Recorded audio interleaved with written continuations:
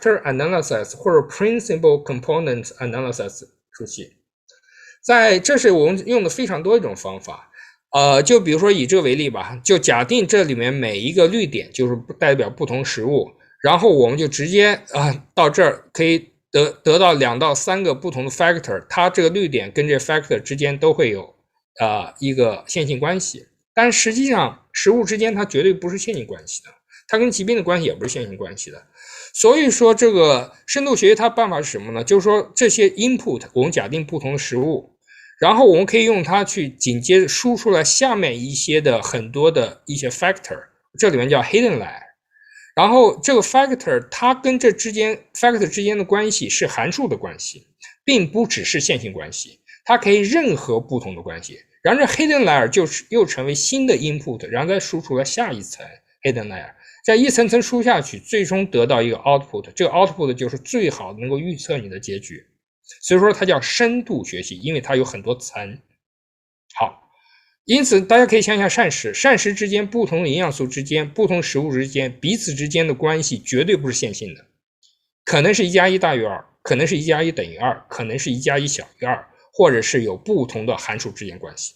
好，我们就用它去预测维生素 B6， 因为维生素 B6 传统方法我们基本找不出来某一种特定的食物能够显著的预测，能够 predict 我们维生素 B6 的水平，因为维生素 B6 anywhere， 我们在传统的一些 study 里面只能发现 Dietary Supplements of B6， 它能够在不同队列里面都 consistent 的能预测血液的浓度，但是 so what， 这应该是大家都知道结果。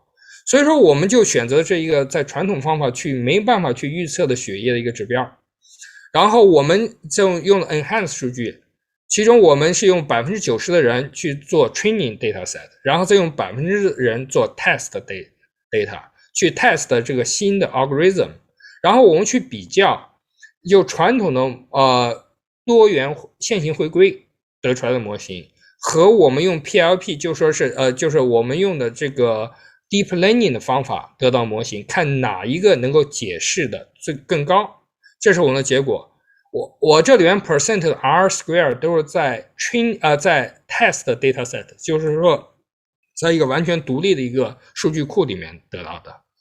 你又可以看用传统方法，它所有的可能的因素加在一起能够预测就是 R square 0.18， 就是它能够解释 18% 的 variation， 而用我们 deep learning 的方法，它能够 47%， 就等于它比传统方法增加一倍。当然它的缺点是什么？这个现在 deep learning 它的这个方程是10的5次方，是非常难去解释的，所以说这就是 trade off。这篇文章是今年刚发的，在 Nutrition Journal 上发的。好，然后还有另外一个问题是什么呢？就是说我们当时在这是在JAMA Neurology 上我们发了一篇文章，发现 statin 跟帕金森之间的关系。但是我们发现使用 statin 的人帕金森的风险是低，但这时候有一个问题是什么呢？就叫 indication bias， 可能并不是因为 statin 对帕金森有保护，而是因为使用 statin 的原因是跟帕金森是有关的。这是我们研究药物流行病一个很重要的一个缺陷。所以这时候我们就考虑到用一种新的机器学叫 kernel machine 的办法，我们试图去检验一个大型的一个 G by E interaction， 基因环境的交互。而这里面基因是什么呢？它的基因它是包括一个 gene set， 有几十个乃至上百个 SNPs， 而这上百个 SNP 之间的关系也是纵横交错，它跟疾病的关系跟 statin 的药效也是非常复杂的。所以说我们用传统方法，如果我们1+1+1用传统最常规的那种 genetic score 方法，是会把它的总的 power 是降低的，因此我们用 kernel machine 去把它作为一个整体，一个大整体，把它一个 network 放在一起，然后把一个整体去跟 statin 去检验它的 interaction。这是我们当时拿到一个R21的一个 grant， 现在这个文章已经做出来了，目前正在投稿之中，所以说我们就用这种去紧接着去 test 可能的因果关系，然后后面还有2-3张 slide 就结束了。然后这里面我们大家还在做营养学研究，以及在各种研究之中，还有一个很重要的问题，就是说是我们的膳食隔几年会变的。我们传统方法往往基于一个基线的膳食，那么我们这些年做的比较多的是什么呢？做 trajectory， 去看整个改变的一个 pattern。我们最早是做血压的 trajectory， 后来我们又做盐、做血糖的 trajectory， 都是基于开卵队列这个10万人的队列去做。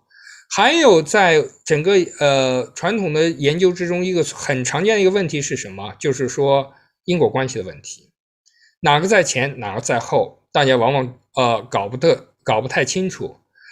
而我们在利用一些新的方法，比如说在这个方法里面，我们就可以用 mediation 中介反应的方法，我们试图回答一个问题，就说是年龄、血管硬化跟血压之间的关系。然后我们这里面用2个新的一个是mediation 的方法，一个叫 cross-leg 的方法。然后用这些方法，我们就可以很好的就可以得到，就我们得到结论是什么呢？就是年龄，大家都知道，年纪越大，血压越高。但是我们的结论是，完全是跟大家想象不一样的。实际上，年龄越大，我们的血压是越低的。而为什么我们会观察到年龄越大跟血压越高呢？是因为年龄造成的血管硬化进一步造成血压高。所以说这主要是通过它，然后我们又是看了这个到底血管硬化跟血压高哪个在前哪个在后，用了这些新的方法。然后我用了同样的方法，这是另外在 Circulation Research 上的一篇文章，我们是看了血管硬化跟血糖之间的前后之间的关系。就是说也就是说我们可以用这种新的方法去回答很多我们以前传统方法没办法去回答的问题。但是我一再强调一点，新的方法并不是个 magic tool， 它并不是一个万能丹。新的方法和老的传统方法一样，都会 suffer 很多bias， 就是因为流行病学设计导致的各种 bias。所以说我一直强调一点，不管你用多么 fancy 的方法，最初的那一步，你的要有一个很好 study design 才是最关键的一点。然后紧接着你需要去选择一个合适的方法，并不一定新的方法一定好，只有最合适的方法才是最好。什么叫最合适的方法？就是最能够去回答你的 research question 的方法。好，最后感谢大家，然后强调一点，我现在是在我们现在需要招大量的博士后和老师，我们可能在未来几年会需要招10几个faculty，欢迎大家，如果大家感兴趣，对复旦感兴趣的话，欢迎跟我联系，这是我的 email， 谢谢。Thank you very much, Dr. Gao. We have one question from the chat box, from Dr. Chen. He asked, the populations that you study and food pattern and feeding behavior change dramatically. They are not the same people as those used to get the original conclusions many decades ago. The questions become whose LDL cholesterol should be reduced to which level?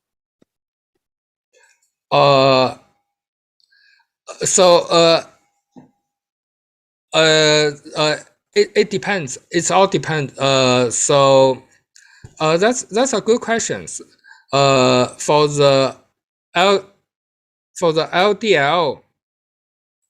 because our LDL and HDL changed, so my answer, there are no clear answer about this one. So my answer is both baseline and the trajectory pattern are important. All right. Thank you very much. Very impressive works. So we have a social event after all the presentations. So it seems like there is another question for you. So if you have time, you can stay, then we can chat a little bit more. So right now, I would like to move forward to the next speakers. So thank you very much, Dr. Thank Gao. you. Yeah.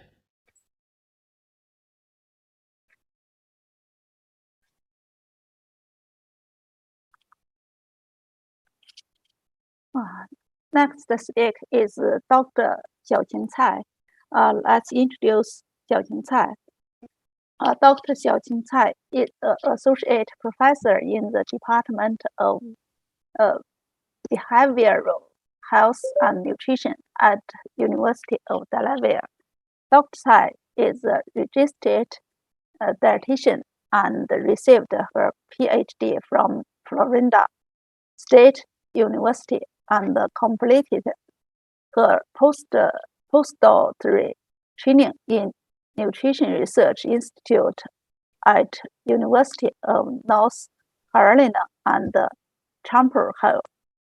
Her research focuses on investigating the role of the functional food and dietary supplements in prevention of age and nutrition-related chronic disease. Other areas of research include investigation of the link between inflammation, oxidative stress, and chronic condition in humans. Dr. Liu has conducted numerous dietary intervention studies involving old adults and postmenopausal women. Her research finding has shown that several plant-derived foods are able to reduce the risk of the cardiovascular disease, bone loss, and cognitive decline. This is a short introduction of the Dr. Xiao Ting Liu. Dr. Xiao Ting Liu, please start your lecture. Thank you. Thank you very much, Dr. Ma, for the nice introductions. It's a great pleasure to speak to all of you and share some of my research findings with you. So in these presentations, I would like to talk to you about the role of functional food in chronic disease preventions. I will start with some background introductions and show you some of the facts and national trends in health statistics. This graph indicates the US populations by age. So as you can see here, between 2014 and 2060, the US population is projected to increase from 319 millions to 417 millions. Between 2020 and 2060, the numbers of older adults is projected to increase by 69%, from 56 millions to 94.7 millions. So by 2030, 8 more years, so it's projected that 1 in 5 Americans will be 65 and older. So this data also suggests that a growing numbers of Americans living longer with chronic health conditions. This graph indicates the 10 leading causes of death for adults over the age of 65 in the United States. So heart disease, so you can see here, is the top, followed by cancer, respiratory disease, strokes, and Alzheimer's disease. So for older adults, the age of 85, so heart disease and cancer are still the first and the second. So the third is Alzheimer's disease. So it's the third leading cause of death in the United States. So no doubt that the major risk factor for cognitive impairments is advancing age. Here are 10 common chronic conditions adults 65 and older on Medicare were treated for. So if you live outside the United States, you might not know what Medicare is. So Medicare is a federal health insurance program for people aged 65 and older. So the program helps with the cost of the healthcare. So 80% of adults 65 and older have at least one chronic conditions, while 68% have 2 or more chronic conditions. So among all 10 chronic conditions, so the first is hypertension. So as you can see here, so more than half of adults 65 and older have high blood pressure.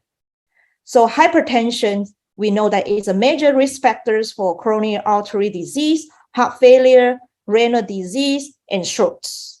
And high cholesterol ranked number 2, so which is about 47%. So high blood pressure, high cholesterol, and smoking are key risk factors for heart disease.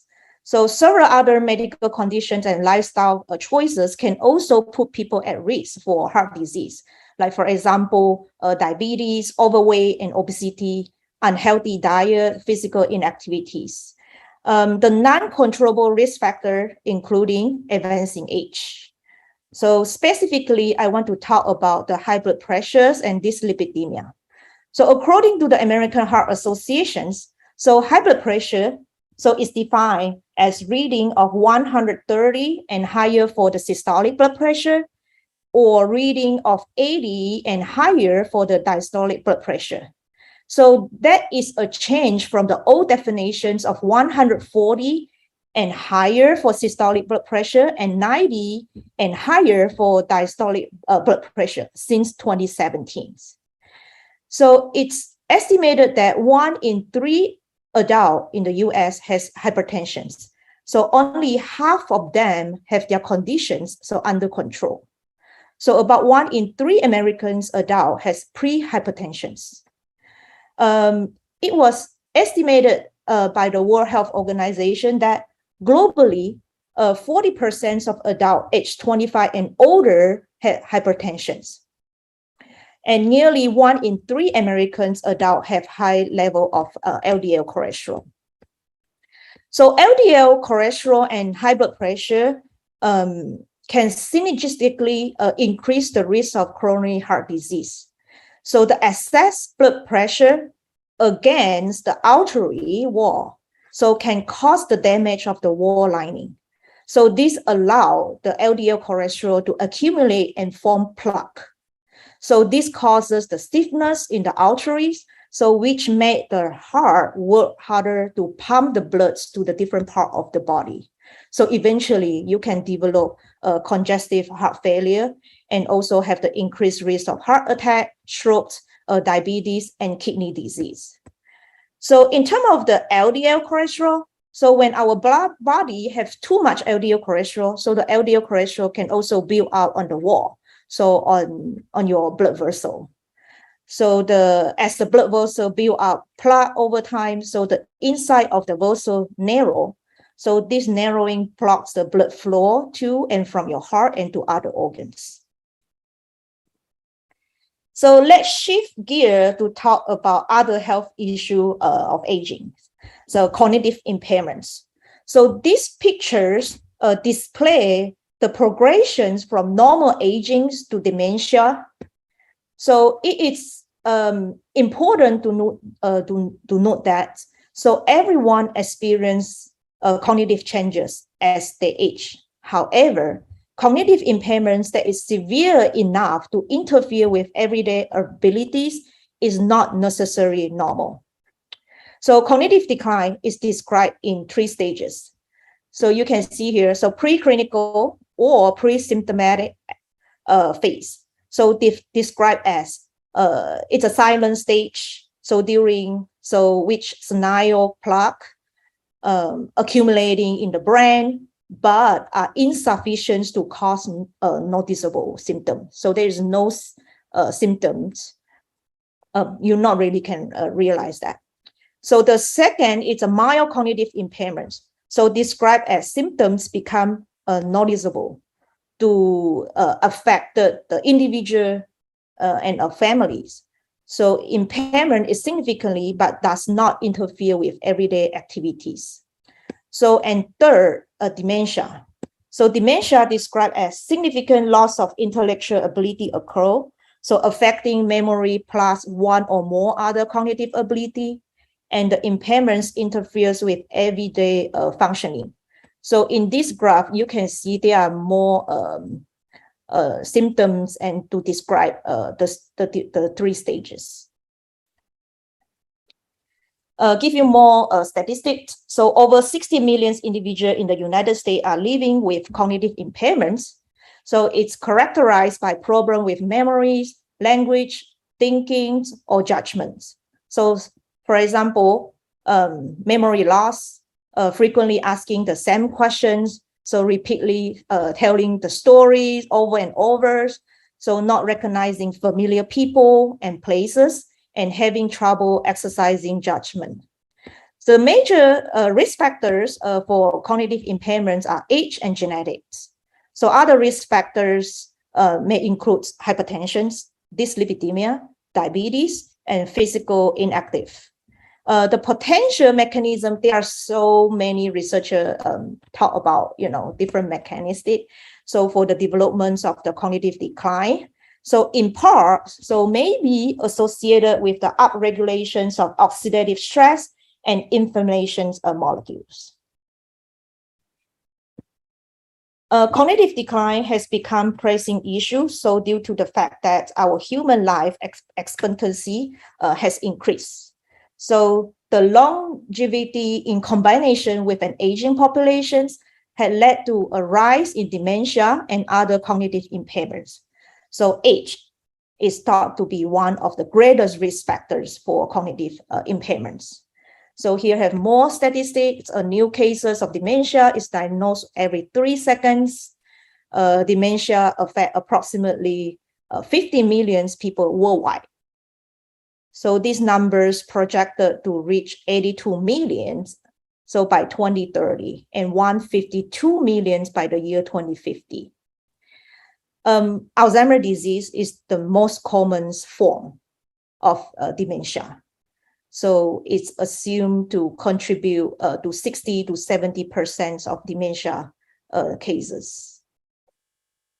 So it's evidence that the cognitive decline is a pressing issue. So therefore, so making future research highly warranted.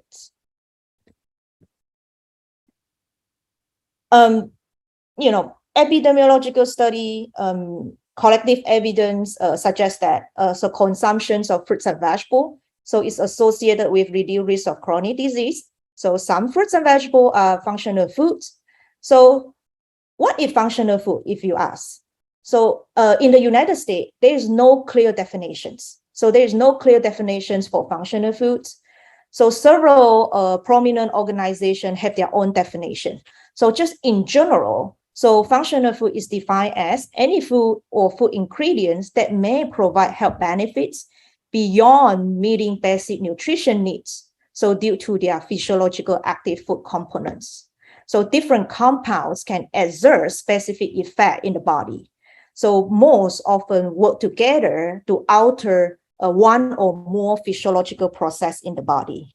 So functional food play a role in improving well-being and health, reducing disease risk, and or improving disease outcome.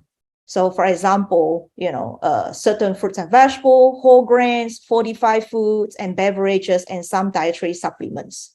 So throughout these years, I have conducted numerous dietary intervention studies, so involving older adult and postmenopausal women. So I have been able to bring forth evidence that several plant-based bioactive compounds reduce CVD risk factors, bone loss, and cognitive decline.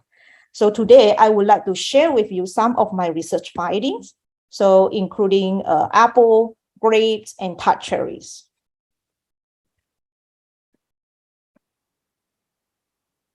So the first functional foods, so I would like to talk about it's apple.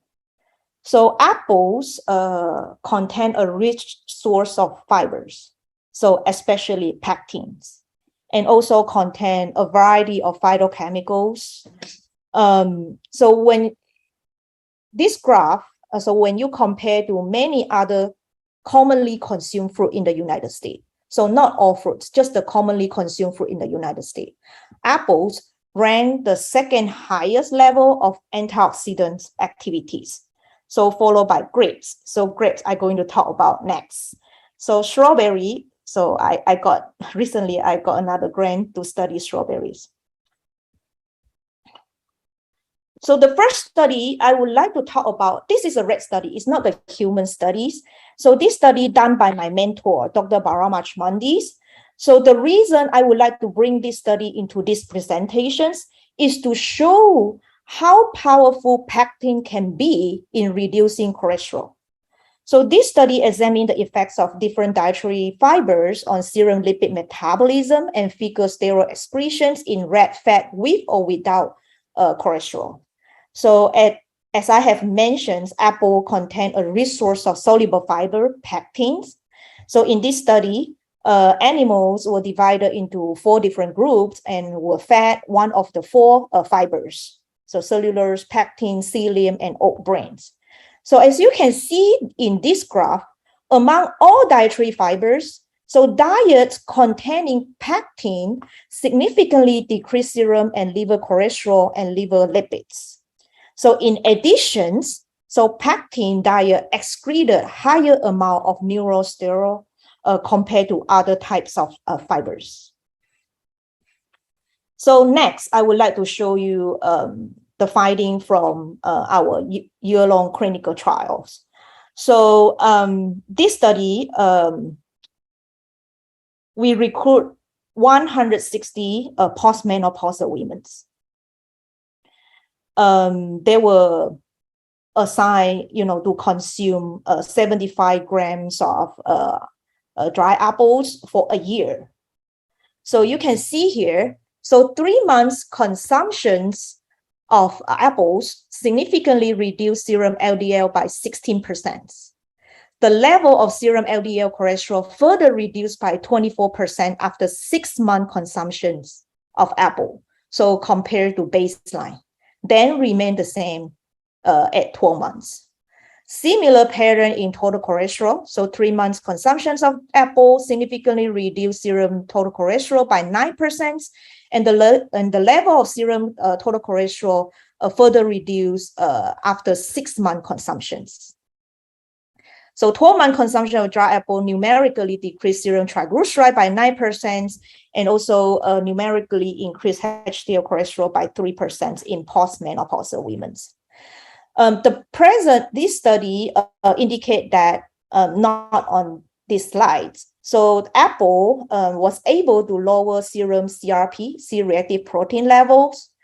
The C-reactive protein level began to decrease after 6-month consumptions of apple, so and continue to decrease thereafter. So by the end of the study, so apple consumptions were able to reduce CRP level by 32%, so compared to baselines. In this study, so we use dry apples, so 75 grams. So I think many of you may ask, like, how many apples should I eat? So we heard a lot about an apple a day keeps the doctor away, right? This is the common proverb. So in our study conclude that daily consumptions of, because 75 grams of apple, dry apple is equivalent to 2 medium apple.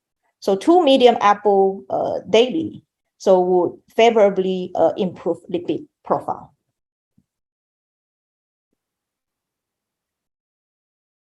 So the next, in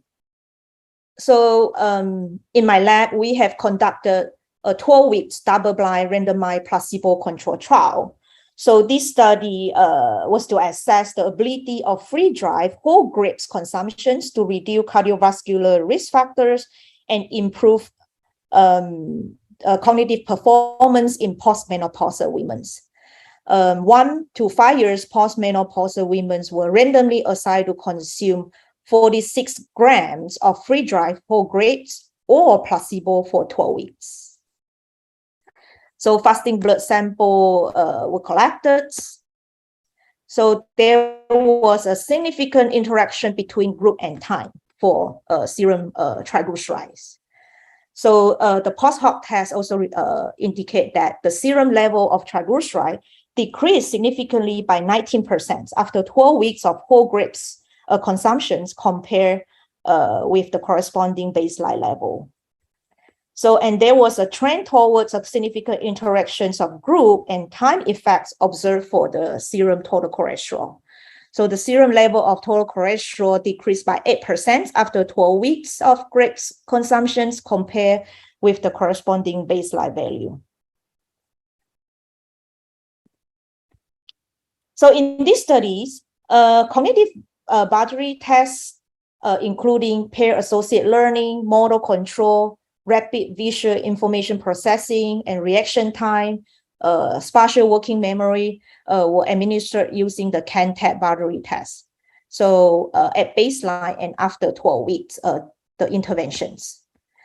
You can see here, so you can see in this graph, the movement performance. So there was a significant time and group interactions. So effects observed for the movement time and also the reaction time performance. So the 12-week supplementation of whole grapes enhanced movement time performance by 5%. So, and the 12-week supplementations of whole grapes enhanced reaction time, so by the 8%. So you may wondering what is this test? So reaction time provide the assessments of model and mental response speeds.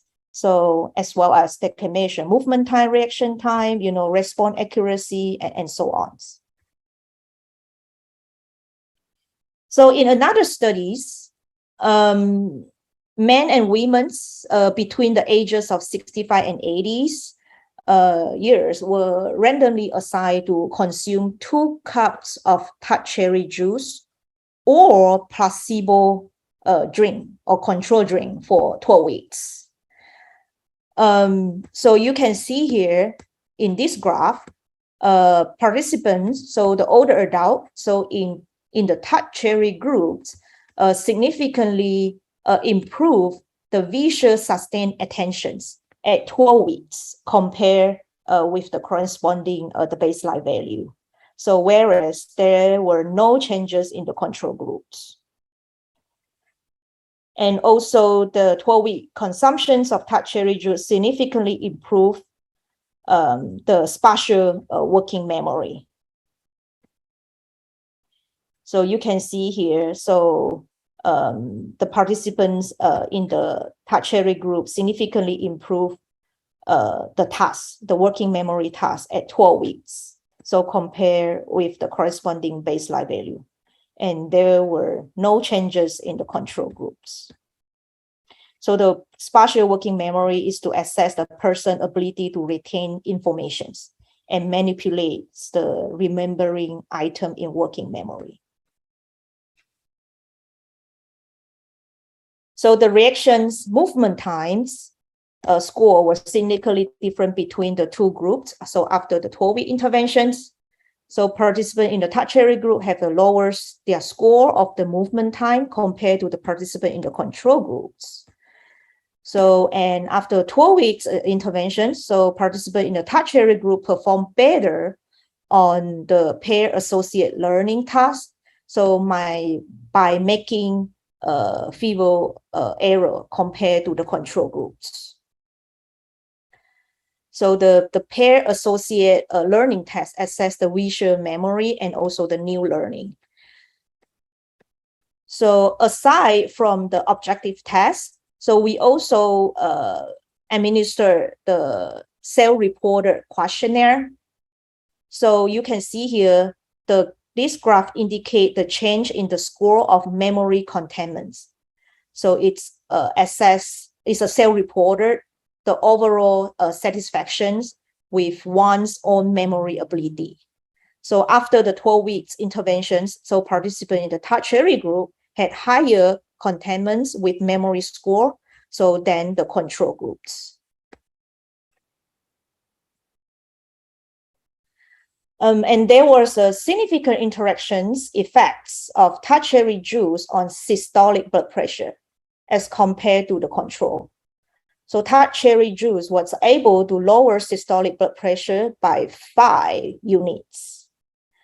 We found that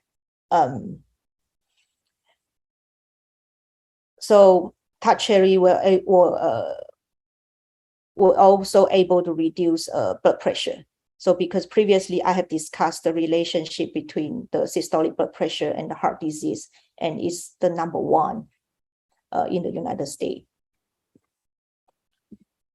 So a 12-week supplementation of tart cherry juice significantly increased the DNA repair activities of the OGG1, so the oxoguanine DNA cyclase, and also able to reduce the CRP level and also the malonylaldehydes level, so compared to the control groups. So overall, in these studies, the finding overall, so to talk about the cognitive performance and also able to reduce cholesterol, and this study suggests that the improvements of cognitive functions and the reductions of blood pressure of the tart cherry, so maybe in part, so due to its anti-oxidative properties.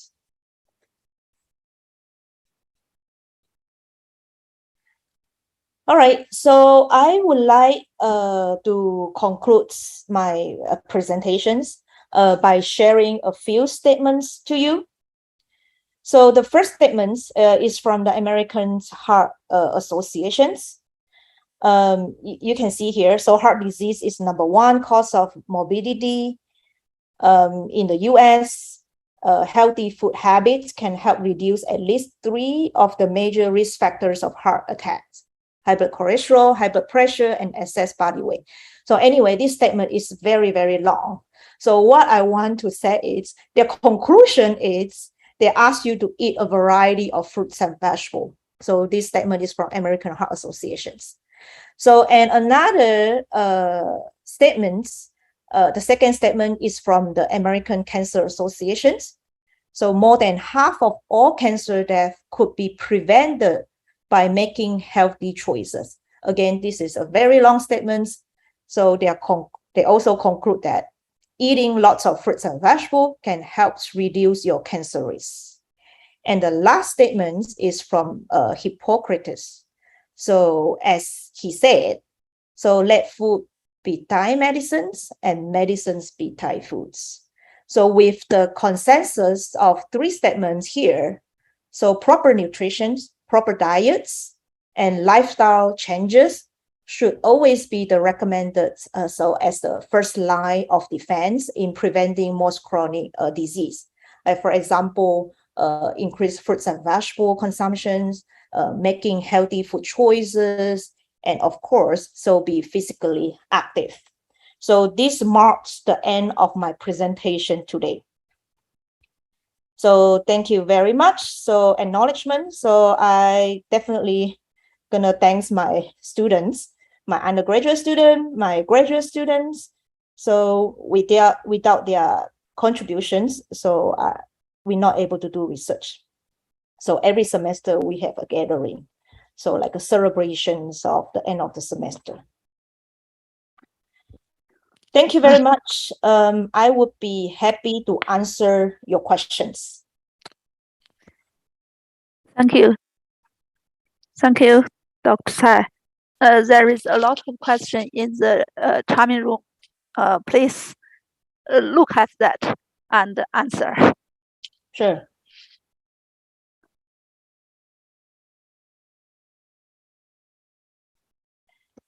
All right, so Dr. Zhao, so apple consumption for 6 months seems to have different effects on triglyceride and HDL compared to 3 months consumptions. So why do you think is the case? So as we know that lipids, because they are good lipids, good cholesterol, bad cholesterol. So I would think, you know, the cholesterol level can be up and down a little bit, you know. So, and those not statistical significance. So we do aware that.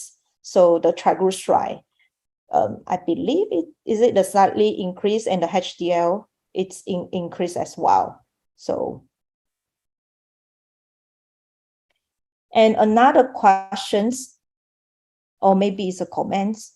So our dietary structure is very complicated. How to control volunteers' diets? exercise or drugs in a 1-year clinical trial can ensure that apples or grapes are improving lipids, not other factors. So in this study, as you may know, I'm not sure you are the faculty or you are the students. So for the intervention trial or clinical trial, so we will collect their 3 days diet records, and we also will collect their physical activities. So we also will collect their medication use. So every time when they come in, so we collect those informations. So I did not report it to you today because with the limited times.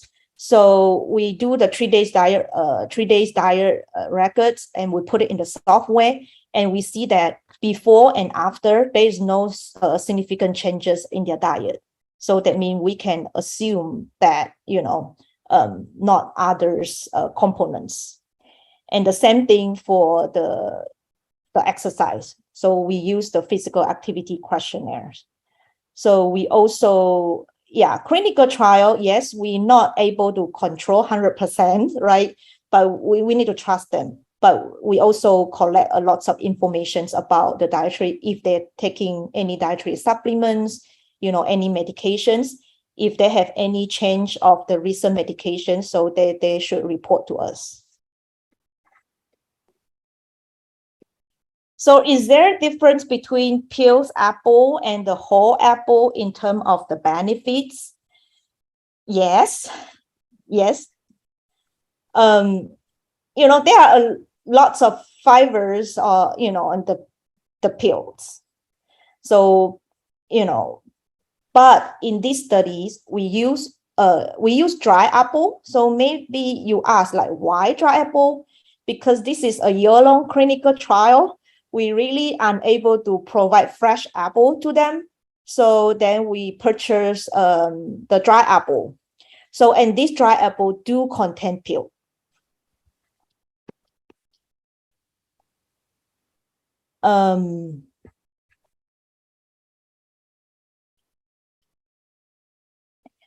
So, and there is a questions asked about what is the difference between Alzheimer's and dementia. I think dementia is more about the broad term. So Alzheimer is one type of it, So yeah, there are different types. So would you consider dietary supplement as functional food? I am a registered dietitian, and my studies is mostly about whole food. So I do study. I did not report it, last year's. I used the supplement ashwagandha. So ashwagandha, it's a traditional herbal supplement in India. So that is the work with the industrial. So we able to see that ashwagandha taking as actually it's not the supplement. They make it like a chocolate. So they put it in the chocolates and they chew and they eat it. So, and we also see that there is a significant improve their mental health, depressions and anxiety. So I did not report the finding in these presentations. So I more go toward the whole food. So I'm not against of supplements. Do you control the daily energy intake when you add fruits to the interventions? We did not control the daily energy intake. We encourage them to maintain their diet. We ask them to incorporate their dry apple into their daily diet. And we did collect their 3 days diet records, and we analyze it. So in terms of the total energy intake, there is no difference. So I believe maybe they substitute, this dry apple to other foods. Very good questions about pesticide. Yes, in the United States, a lot of food with the pesticide. So another question, how many serving of fruits and vegetables are considered sufficient? So is vegetable favored than fruit due to lower calories level?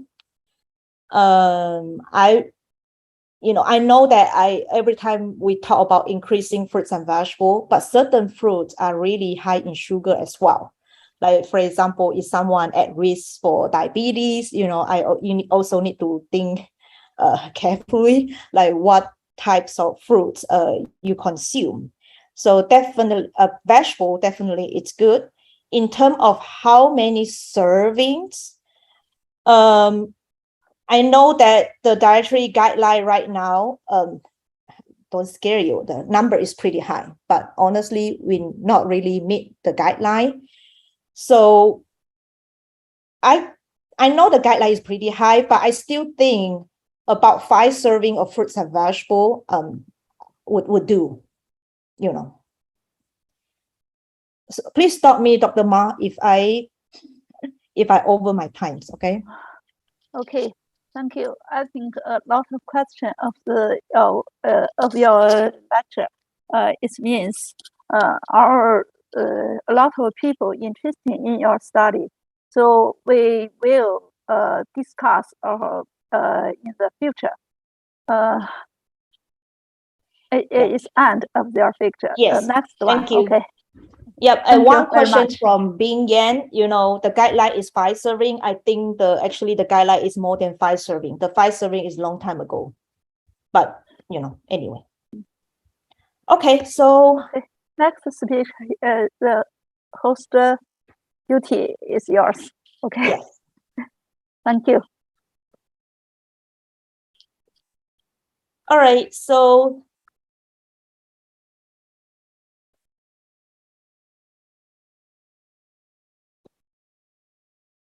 Dr. Dan Yu, could you please share your screen? So I'm going to introduce you. So, but you can start sharing your screen.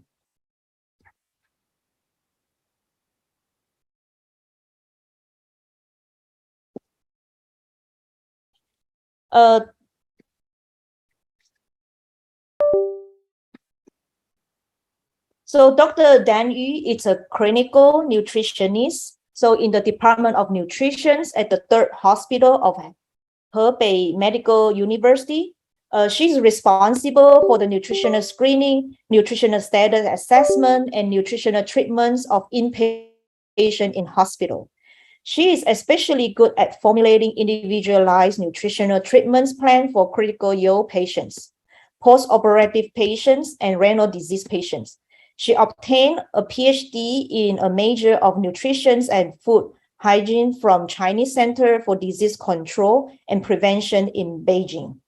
She has worked in the area of iron deficiency, obesity, gut microbiome, and bone metabolism for years.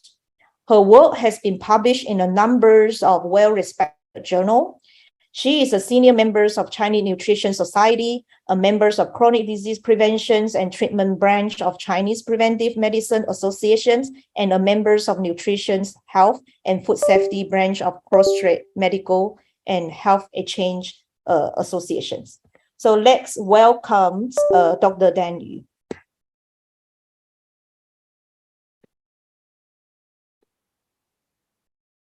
Dr. Dan Yu, can you unmute yourself and share your slides?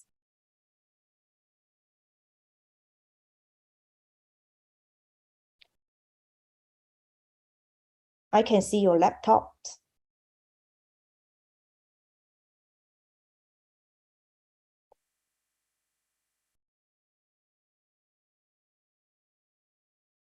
Looks good.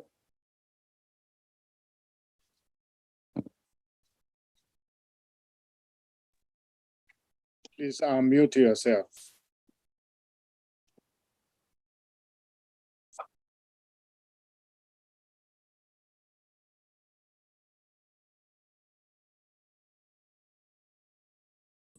She's muted. Hello, everyone.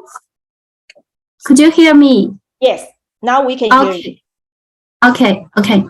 Thank you, Professor Tai. Good night, everyone. Firstly, I would like to thank Professor Ma for her invitation. I feel very honored to have this opportunity to report my research findings at the conference. Today, The topic of my presentation is the research findings of weight loss induced by a low energy and low carb diet.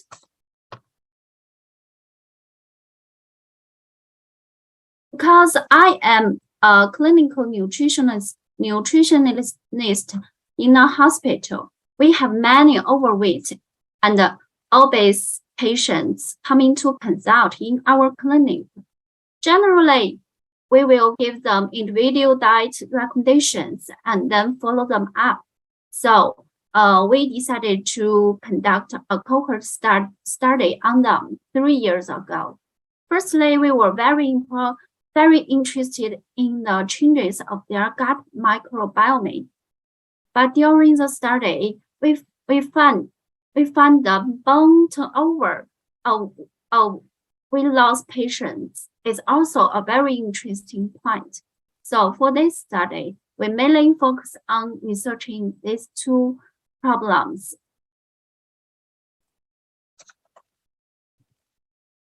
Next, I will introduce how we perform this research. For this study, we included overweight and obese adults aged 18 to 55 years old, and their BMI should be above 24, and they should have a stable body weight for at least 3 months. We excluded the patients who use any weight loss medication or surgery and who use probiotic or prebiotic supplements, and those who had clinical significant diseases. In this study, we established one-to-one contact with participants by WeChat app. They reported their weight every day. They did body composition analysis every 2 weeks, and they were required to come back to visit the clinic whenever they lose 5% of their original weight. At each visit, we conducted a full set of investigation, including a questionnaire on the foods and beverages during the past 24 hours. In addition, we collected fecal samples, and fasting venous blood was collected for biochemical analysis at baseline and when the participant had a weight loss of 10%. As for their weight loss treatment, we provided the participants with a limited energy, low carb, high protein diet, for which 30% of total energy was from fat and 13% were from protein, and 13 energy were from protein and 14 energy were from carb. And for each participant, we formulated an individualized, detailed seven-day recipe.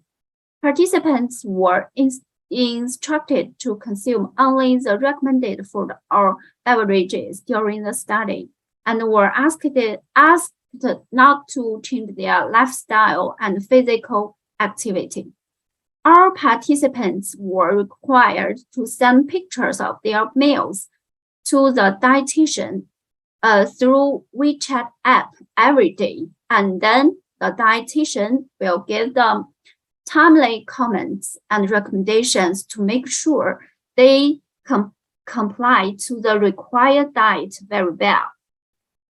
In terms of the research indicator, we focus on the following.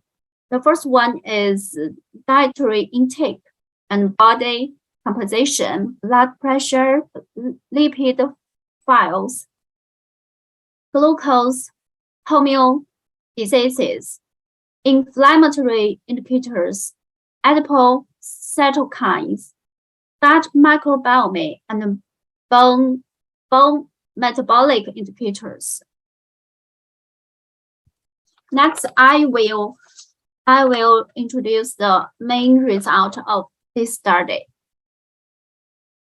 During March 2019 to October 2021, a total of 126 overweight and obese outpatients registered to participate in this study.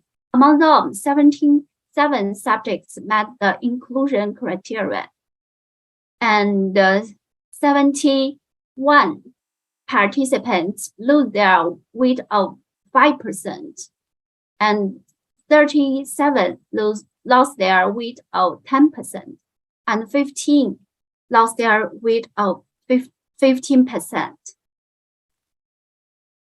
And the average baseline characteristic of the participants were their age ranged from 19 to 55 years old. The BMI ranged from 24.2 to 48.5, and their body weight ranged from 60 to 142 kilograms. After following the intentional low-energy diet for 2 or 3 months and achieving a successful 10% weight loss, the average daily energy intakes of 37 subjects decreased from 1,881 kcal to 1,109.2 kcal. Regarding the nutrient intakes, we observed a decline in intake of carbohydrates, together with a remarkable decrease in daily lipid intake.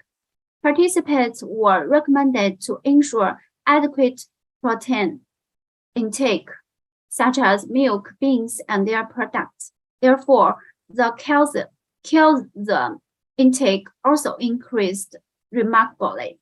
In terms of the dietary structure, the percentage of their daily energy intake provided by protein increased from 14.3% to 25%.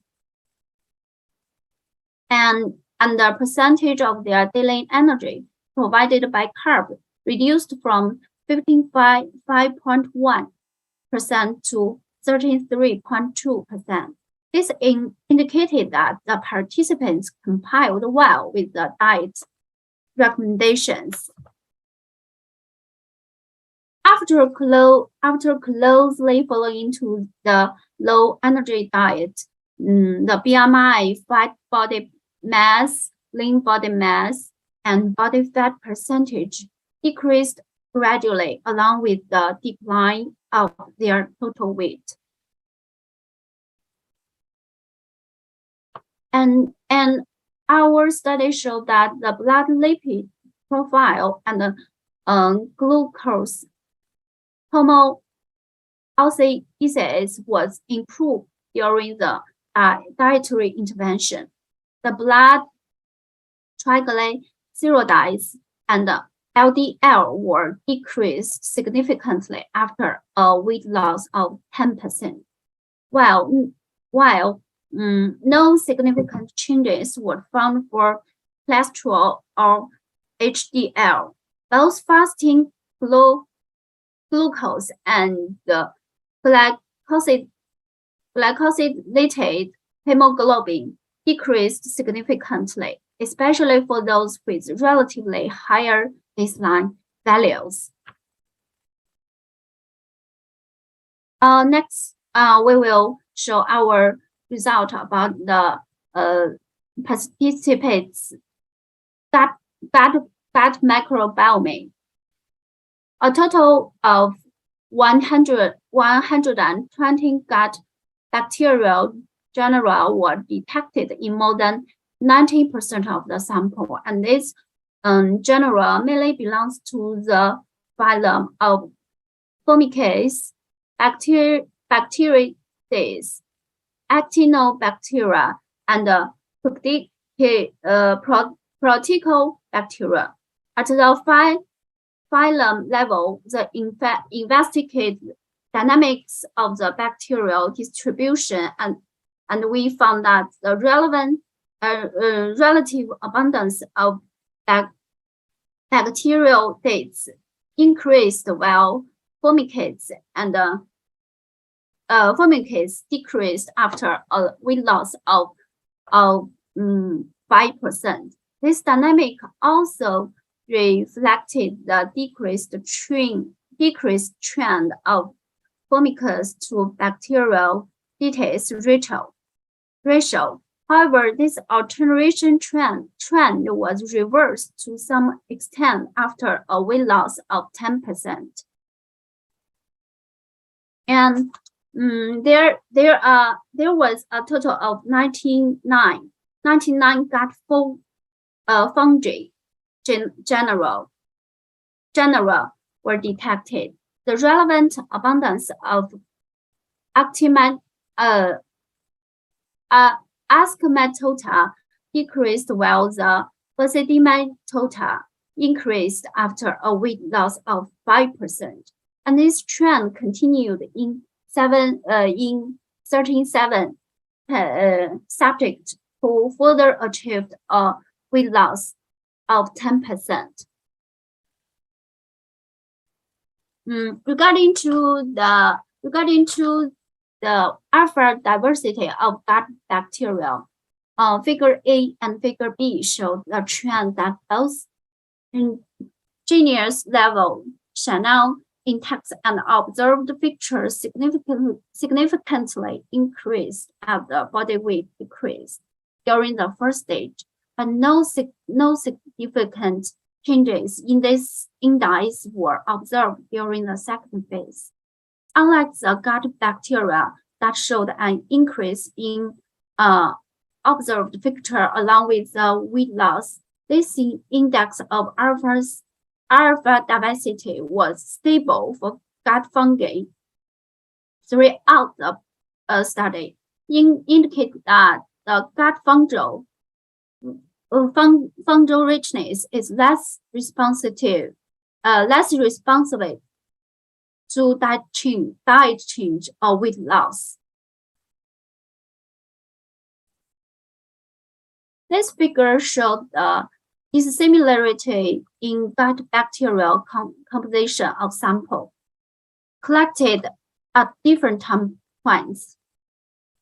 The gut bacterial composition experienced dramatic alteration during the first stage of weight loss, while keeping relatively stable during the second phase.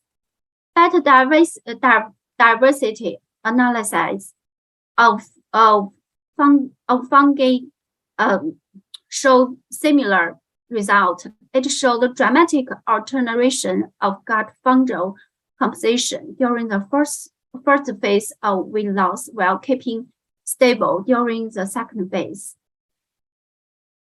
In addition, we also identified the strains that were significantly different from those before weight loss and after weight loss of 5%.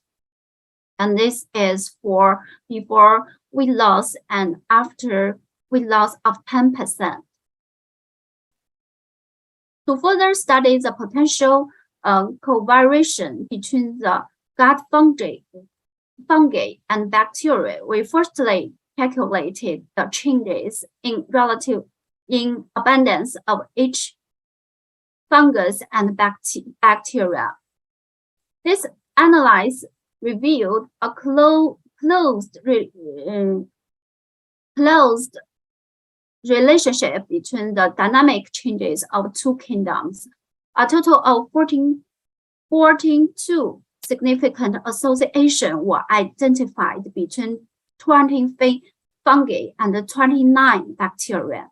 This result suggested extensive covariation associations between gut fungi and bacteria. Next, we analyze the inflammatory cytokines and some other indicators regarding the inflammatory cytokines. A remarkable decrease in interleukin-2 was observed after a 10% weight loss. However, the changes in other cytokines did not reach statistically significant. In contrast, remarkable changes in adipocytes was detected after the weight loss intervention, except for adiponectin. Serum leptin greatly reduced after a 10% weight reduction. However, serum ghrelin showed a remarkable increase at the point of 10% weight loss. After achieving 10% weight loss, PINP, a marker of bone synthesis, decreased remarkably. But at cross-lab, the marker of bone absorption did not show remarkable change. Sexuality and hormone levels affected the bone turnover, so we performed a subgroup analysis and found that these two indicators remarkably changed in the female group. For female subjects, PINP decreased remarkably, and bed cross-lab increased remarkably. However, for male, no remarkable changes were detected in either indicators. The other two markers, PHT and 25羟vitamin D, also showed remarkable changes. We found a remarkable decrease in PHD and considerable increase in 25羟vitamin D. The serum calcium level of subjects keeps stable at the level of 2.3 to 2.38. However, serum phosphorus level increased slightly but remarkably after 10% weight loss. At last, our study concluded that one, low energy and low carb diet can effectively reduce the overall weight and body fat and improve body blood pressure, fasting blood glucose, and blood triglycerides and low LDL. So after weight loss, the gut bacterial species structure of overweight and obese patients have beneficial changes.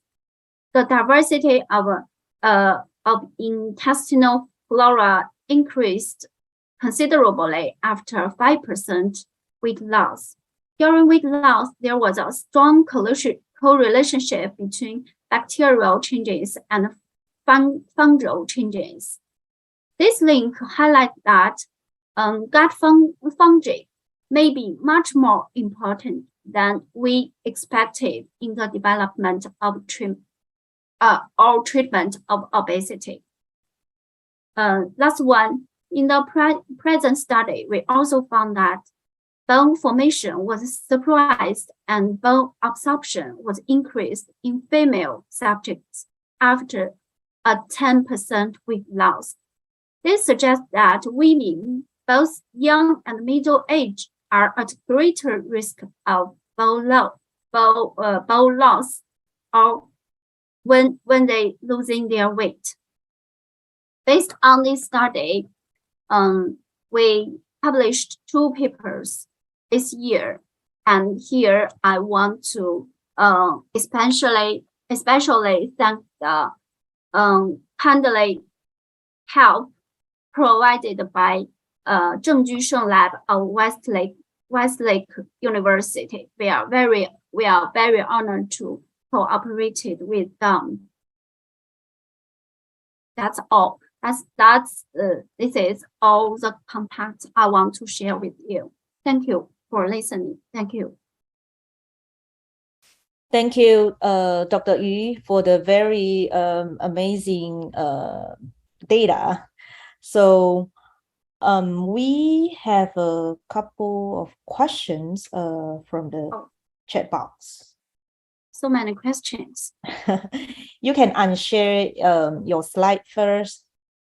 So anyway, one question from Professor Chen. The 10% weight loss lead to more than 10% loss of leptins.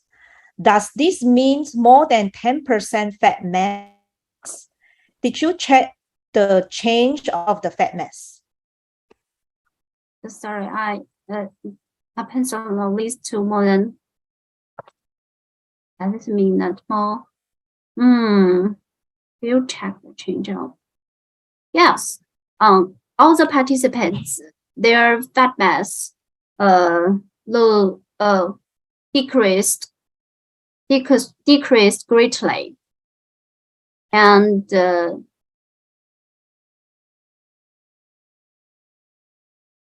so what instrument you use to check the fat mass and lean mass? Because I believe you do the bone mineral density? Because I see that you do the biomarkers of bone formation and bone resorptions. So yes, yes. Okay. With to more than leptin. I don't think 10% weight loss lead to 10% loss of leptin. There's no such direct correlation calculation, I think. Okay. But I will explore the correlation between these 2 indicators. I think what Dr. Chen meant, did you check their fat mass? You said yes, right? Did you check the lean mass and fat mass? Fat mass, of course. Okay. All right. And okay, I should answer on the question. What is the health implications of microbiota changes? Yes. For this study, we found that when the participants lose their weight of 5% of original weight, their gut microbiome changes very are good, very healthy.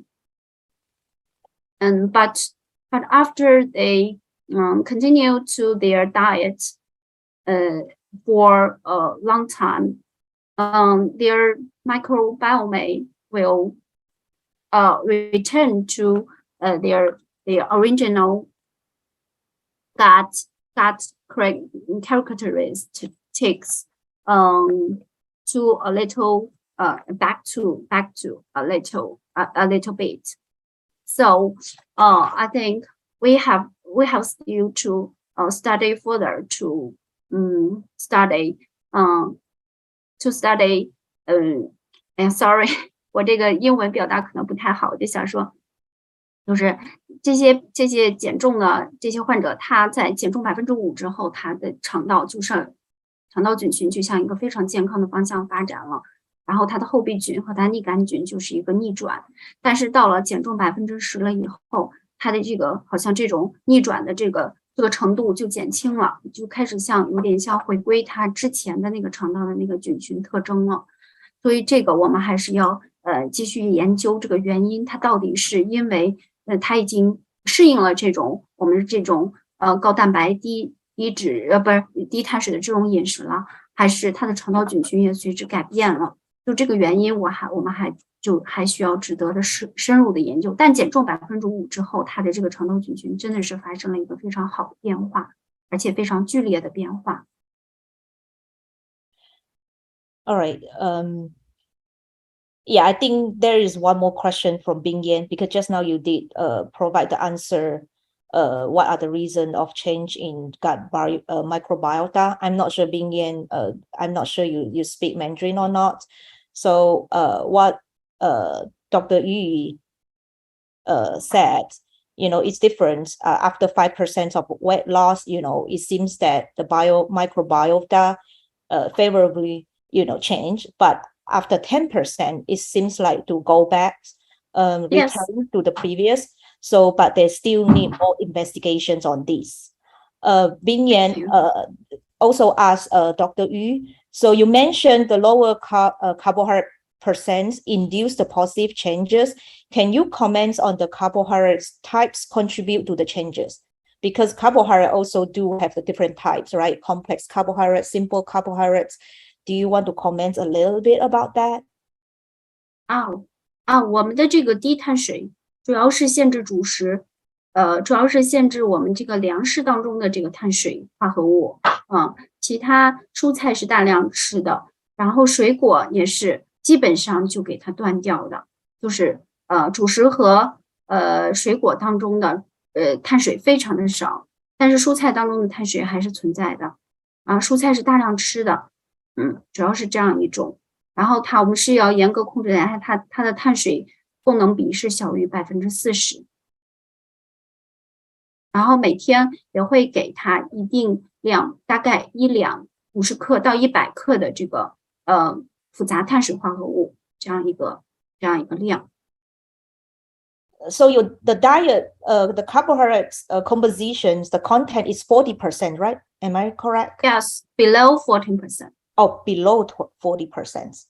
Yeah, because according to the micronutrients distribution range, so in the United States, I'm not sure about in China, we talk about 45 to 65%, so that means it seems like it's not very low. I know that the low carbohydrates diet, but actually I think it's not that low. So I'm wondering, would your effects, the positive outcome is really due to the fact that they lose weight or low energy in overall? So not just, from the carbohydrates. This is my comment. Yes. All right. And 因为我们同时限制了热量，也同时调整了膳食的结构，的确是。Okay. So, and Yoping asks, do you check the C-reactive protein and vitamin D level? I believe you do. Vitamin D level in your research subject is too low. So the optimal level of vitamin D should be more than 40 nanogram per meal. Yes. 因为其实中国的全人群的维生素 D 的水平，就血中维生素 D 的水平都是非常低的。然后我们这个减重的这个人群当中，就是我们也没有刻意让他们去补充这个维生素 D。然后 C 反应蛋白的话，我们有检查了 C 反应蛋白，大部分人他都是正常的然后我们所以没有列入，就是它前后也没有太大的就是差异 C 反应蛋白。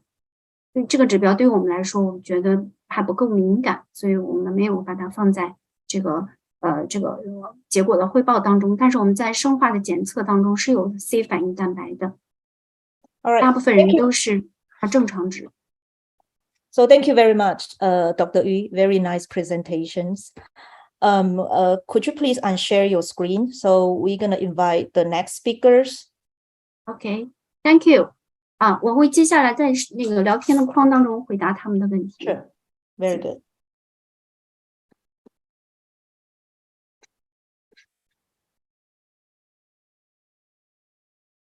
So our next speakers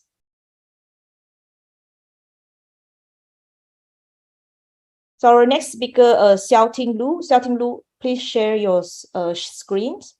So Xiao Ting Liu received her Bachelor of Medicine in Preventive Medicine in 2018 from Sun Yat-sen University.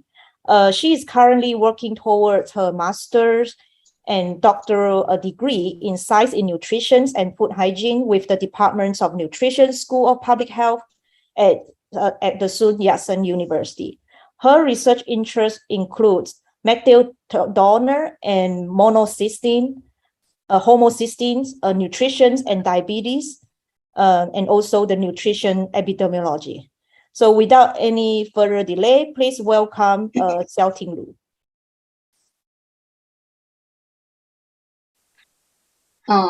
Thanks for the introduction, and good morning and good evening, everyone.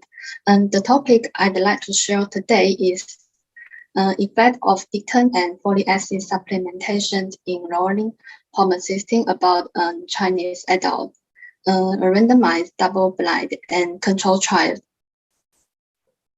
Now I will introduce from the following three aspects. And first, the introduction about homocysteine and its relationship with chronic disease. And second, the current researches about homocysteine reduction. And finally, introduce our teamwork about a randomized control trial in lowering homocysteine. Homocysteine is an important intermediate metabolite in the 1-carbon cycle.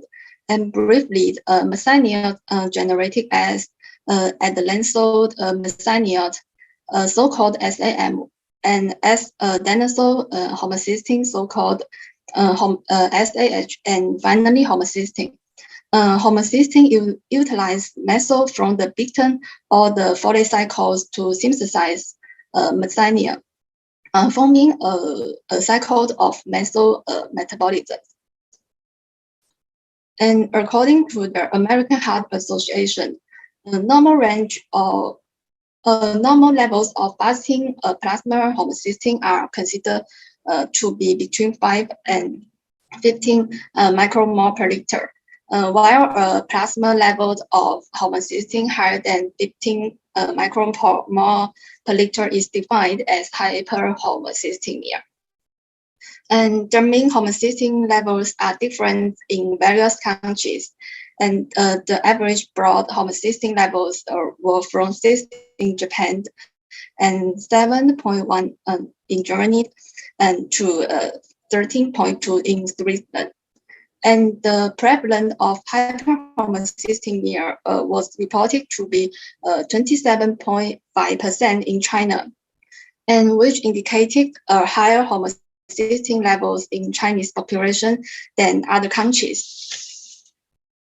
And numerous studies have found that elevated levels of homocysteine are closely related to chronic disease, such as cardiovascular disease, neurodegenerative disease, metabolic disease, chronic kidney disease, and cancer, and so on.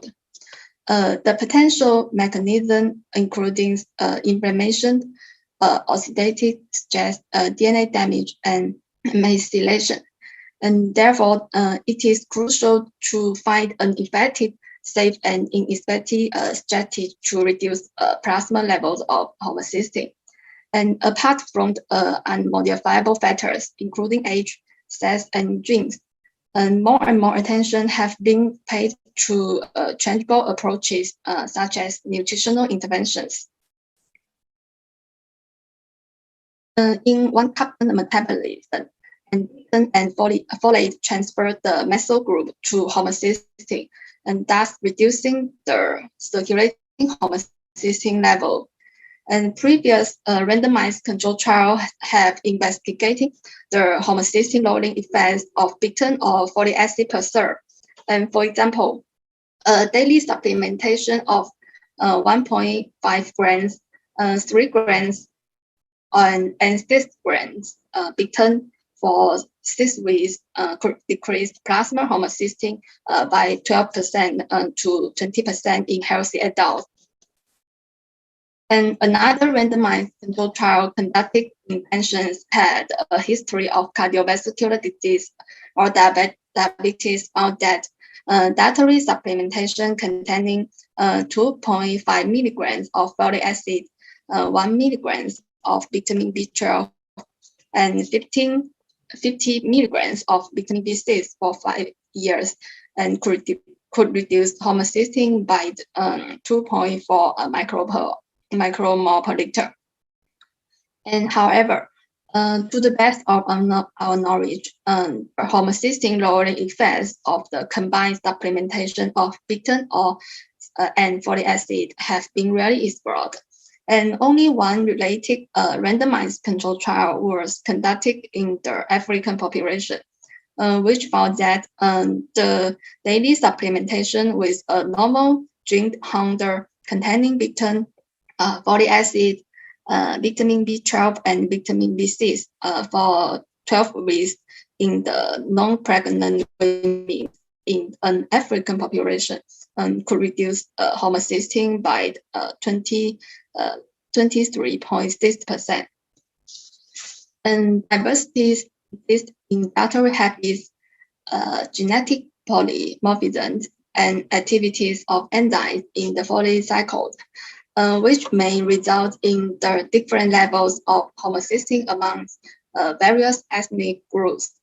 And MTHFR was a key enzyme in the formation of bioactive form of folate, and a common mutation of which was found in 24% to 63% in the Chinese population. And being heterozygous or homozygous of this enzyme led to 30 to 65% of the normal enzyme function, and which decrease bioactive folate levels.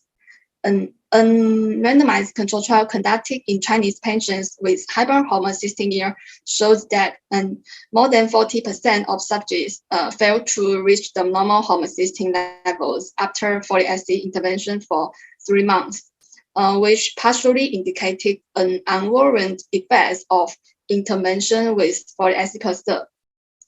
And moreover, folic acid fortification is mandatory in some countries like the United States, but not in China. Compared to countries with folic acid fortification, the circulating folate levels were relatively lowered in Chinese residents. However, a meta-analysis of 25 randomized control trials shows that dietary fatty acids dosage of 800 micrograms achieved the maximum effect of plasma homocysteine levels reduction. And no significant differences could be observed when we increase daily dosage of folic acid supplementation. And moreover, some studies suggested that higher folic acid intake may promote cancer and impair fetal development under certain conditions. And discoveries of these unmetabolized folic acids in the blood of people who exposed to a mandatory fortification of folic acid, and also we raised the concerns about whether high dose or long-term folic acid supplementation was harmful to human health or not. And this suggested that it may not be appropriate to increase the reduction effects of homocysteine by increasing doses or prolonging the periods of folic acid supplementation. And therefore, we performed a randomized double-blind and controlled trial to investigate the effect of betaine combined with folic acid supplementation for 12 weeks on reducing plasma homocysteine in Chinese adults with hyperhomocysteine. 100 Chinese adults aged 18 to 65 years with hyperhomocysteine was recruited in Guangzhou and were randomly assigned to either the supplement group or the placebo group. And fasting venal blood was collected at baseline and week 4 and week 12 to determine the concentration of homocysteine, pectin, and folate.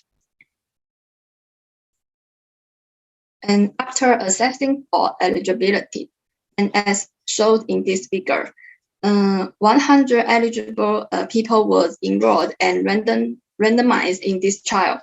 And due to the occurrence of COVID-19, 8 subjects were rejected to start the trial. And finally, a total of 92 participants attended baseline visits and started the interventions, including 44 in the supplement group and 48 in the placebo group. In the follow-up period, 6 and 11 participants withdrew from the trial at week 4 and week 12. And finally, 86 participants complete at least 2 visits and blood were withdrawn during the trial visits. And baseline characteristics were comparable in the supplement group and in the placebo group, including the basic information, lifestyle, dietary habits, physical activities, and medical history.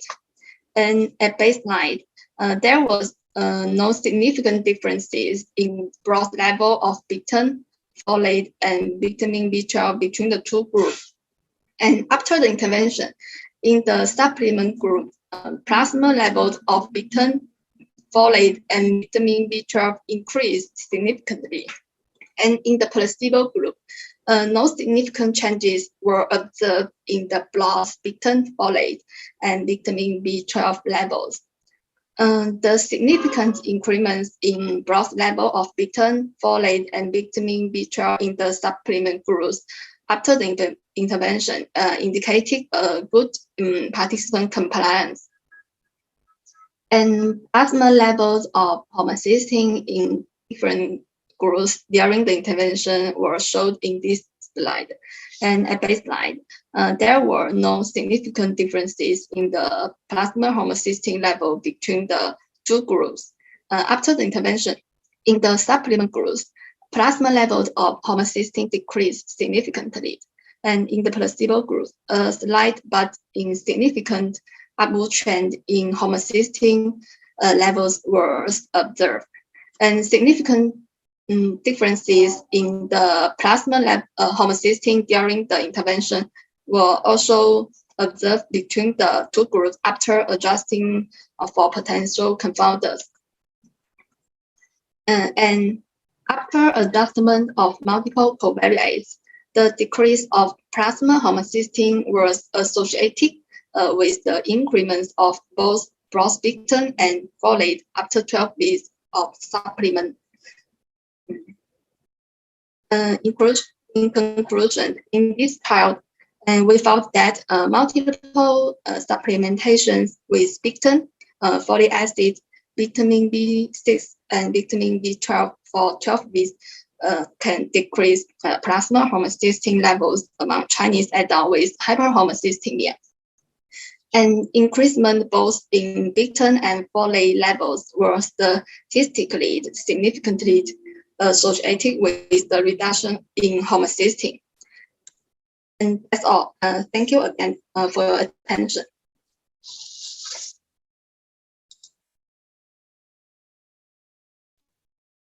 Thank you, Xiao Ting. Very nice presentation and very nice words. So in your studies, did you measure other biomarkers? Because it seems like you just reported the homocysteine level. Did you measure? Yes. I mean, homocysteine level is primary outcome. Yes, it's a primary outcome.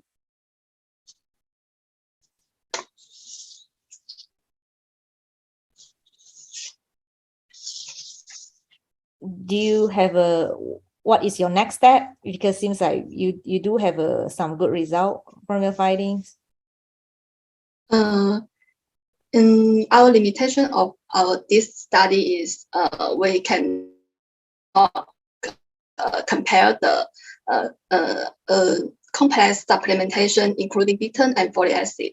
The next step we try to do is we want to discover if there is difference, the homocysteine lowering effects is difference between complex supplementation with betaine and folic acid, or a single nutrient supplementation of betaine or single nutrition of folic acid per serve. Dr. Chen from the chat, and he made a questions on the chat box. So betaine and folic acid both provide methyl groups. What about other methyl donors such as phosphatidylcholine? And in this trial, we only consider the betaine and folic acid, and because it is the direct methyl groups to reduce homocysteine, and homocysteine reduction effect is our primary outcome in this trial. So we in this trial we do not consider the other methyl donors. Okay. So when I look at your study population, so the age range, it seems like it's pretty broad. So 18 to 65, if I recall. So yes. Did you control for the age, like covariate, or maybe when you analyze the data, did you split it like middle age, young, Yes. We enrolled the participants with a range with an age range from 18 to 65. But in the actually we more participant age is about 40, and we also adjust the age in the analyze. Okay, great. So I may miss it, so you adjust it for the covariates. So thank you very much. A very nice introduction, very nice presentation. Thank you. All right, so next, let's move on to the next speakers. Qingyi, could you please share your slides? Yes, of course. Qingyi, who received her Bachelor of Statistics in 2015 from Wake Forest University in North Carolina.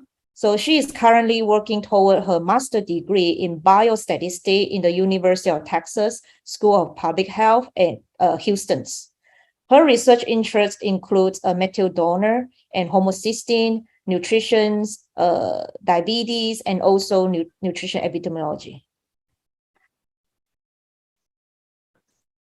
Okay, thank you everyone. This is my honor to present my work in this meeting. My name is Qingyi Hu, and I'm a Master of Science student from University of Texas Health Science Center, School of Public Health in Texas Medical Center. And here's my presentation, Risk Factors of Hospitalizations of Diastolic Heart Failure, a data-driven analysis. First, I want to express my thanks to my thesis monitor, Dr. Wu and Dr. Microbiota, who guide me and give me many supports during my thesis work. I also want to express my thanks to my teammates who patiently answered my questions and encouraged me a lot. Here's the outline of today's talk. Since Dr. Chen has already done a quick self-introduction for me, so I will skip that part. And then I will go to introduce my thesis, which analyzes data from electronic health records of CENER database. After that, I will bring some thoughts of the future work.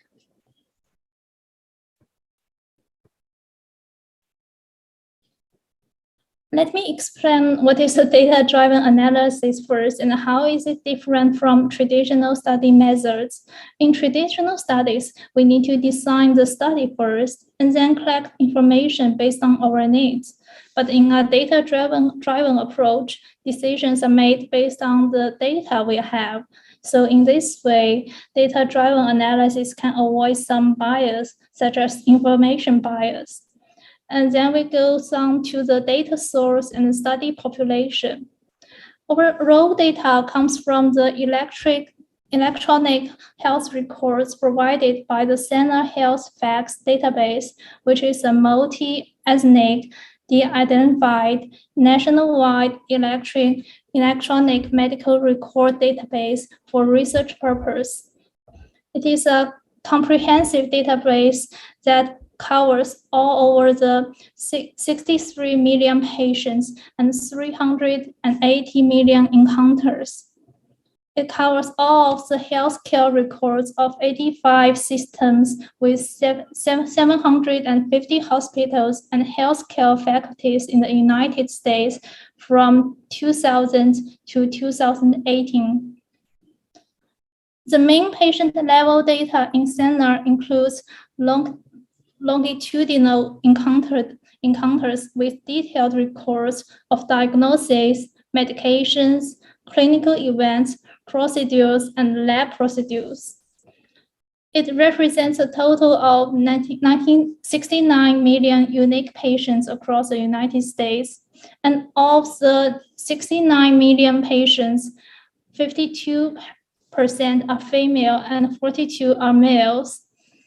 The ratio makeup of this, about 52.8 is the Caucasian, and 11.8 is the African American, and 3% of Hispanics, 1.8% of Asian, and 0.7% of Native American, and 6.1% of other races, which includes Asian, Pacific Islanders, such things. And in total, the database includes 87 million unique encounters with 939 million diagnoses, which coded in the International Classification of Disease Codes. The database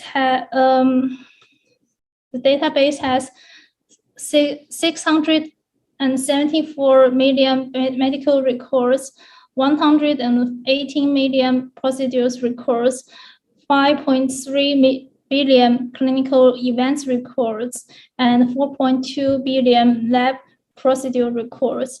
As stated from Center, they didn't process clinical events, surgical procedures, surgical case, and log until 2009. So these related tables miss the records. Why we need to pay attention to the readmission of diastolic heart failure patients? Approximately 5.7 million American adults are living with heart failure, and the projections are that the prevalence of heart failure will increase 46% from 2020 to 2030, with greater than 8 million adults living with this chronic condition.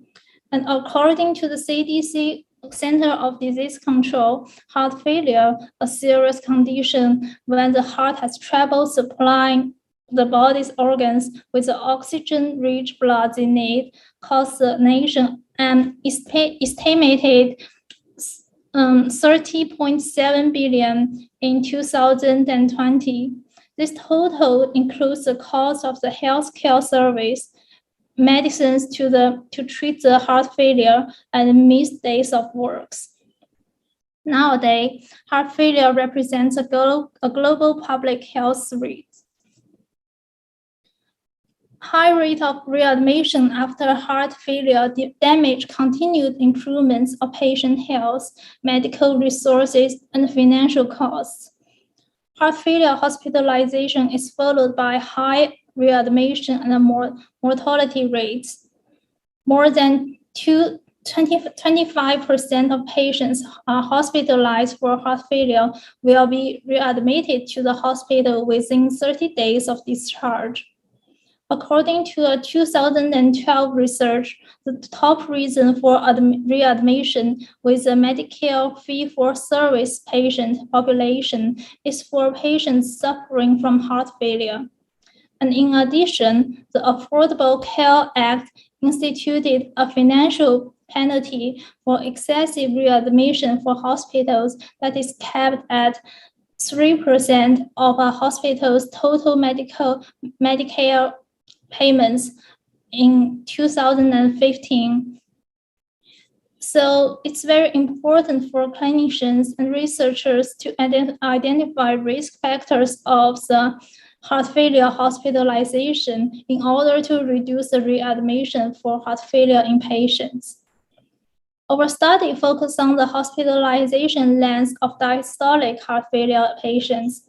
Diastolic heart failure, in which the left ventricle stiffens and backs up, is different from the systolic heart failure, in which the left one became weak and flabby.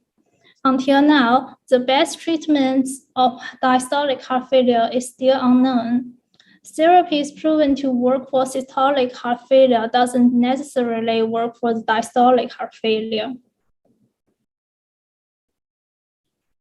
Age and race has been proven to be the risk factors of diastolic heart failure. In previous research and studies, the effects of all kinds of heart failure on the elderly population is disproportionate.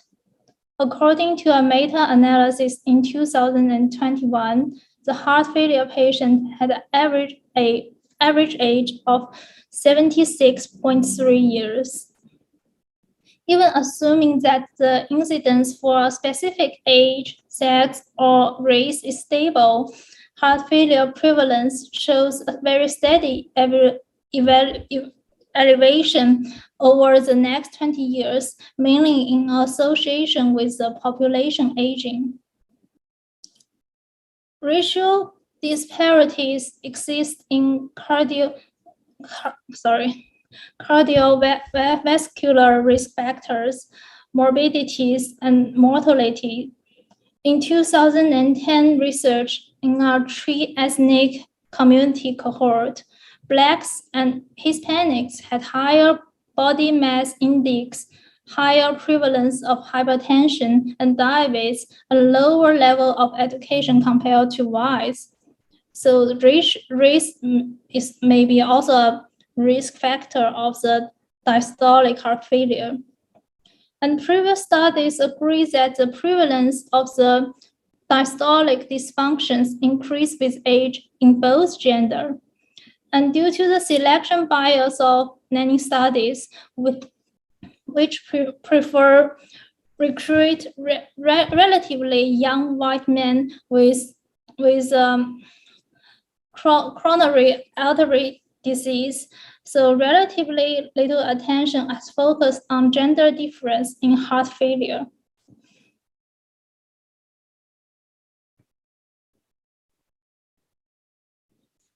Using the electronic health records provided by the Center Health Facts database, we access and characterize predictors for diastolic heart failure patients.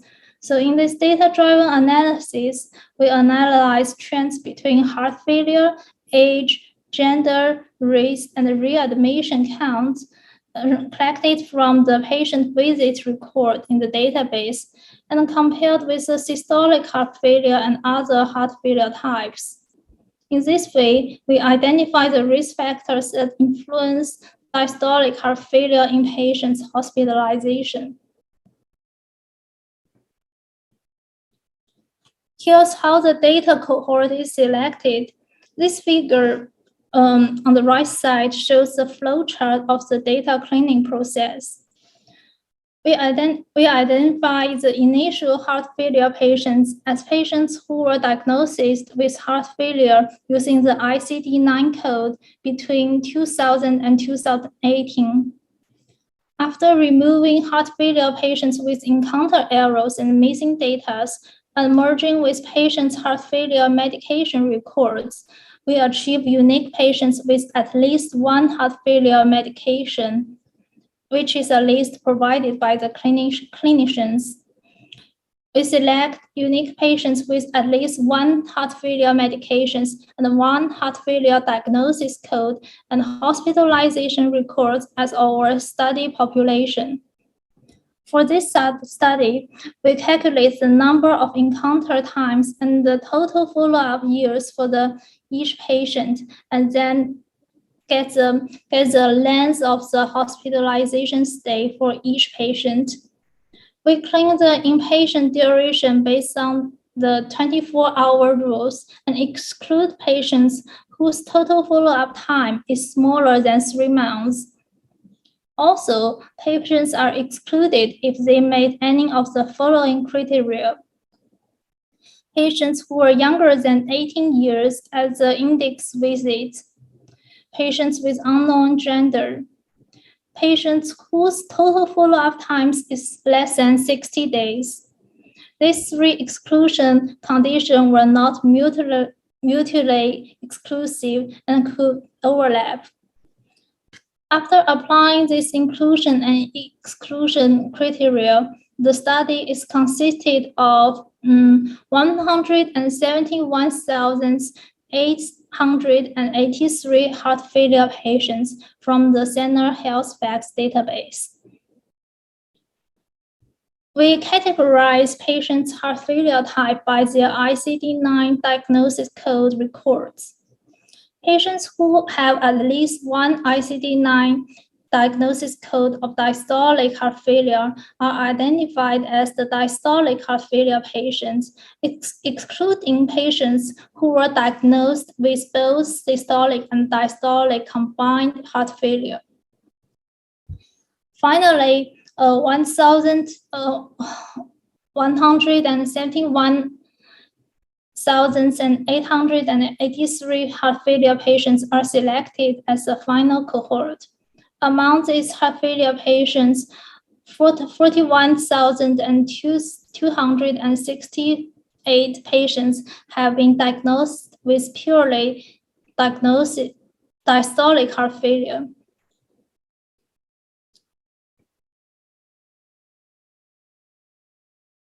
Electric health records data plays a significant role in the clinician big data analysis and has been the center of focus of many research topics for statisticians and data scientists. But this is due to the massive amount of information, including all patients' demographics, history of diagnosis, medication, lab, and then clinical event records, which can be extracted from this data for multiple purposes, such as inference and prediction. And however, this information does not come at no cost. I just want to mention a few. First is the data extraction and cleaning is a significant struggle. Before my work, I know there's a PhD students team who works on the data cleaning for the EHR database for around 2 or 3 years to spend on cleaning it. And in my study, I use cleaning heart failure tables from their results, and I still spend about half to 1 year to do the data extraction and cleaning. And also the inconsistency among the different tables in terms of the number of patients makes many high-dimensional prediction model extremely troubling. There are also many types of predictors such as binary, categorical, numerical, longitudinal, and functional, and which requires a huge effort to explore their full potentials. And so, I'm gonna give you another 5 minutes. Oh, sorry. For 5 I minutes. will I know that you show- have many slides. Yeah, Thank you one very much. big problem for the high dimension predictive model is the inconsistency among the tables. Not all the patients have records in all the tables, and meanwhile, not all the records have reliable and meaningful values analyzing. So as shown on my slide, so you can see that many predictors are only available for a small amount of patients. Therefore, the majority of the predictors have to be delayed from the prediction. And this is the summary statistics of the length of the hospitalization for heart failure patients by days. At the longitudinal level, the data will be extremely unbalanced because there are too many zero value of hospitalization stay lengths. So for the study purpose, we remove 36,483 patients whose hospitalization stay is smaller than 1 day. So now we have 135,400 heart failure patients left. This is a percentage of the number of visits per patient, and the histogram gives an intuitional view. It's a highly right-skewed.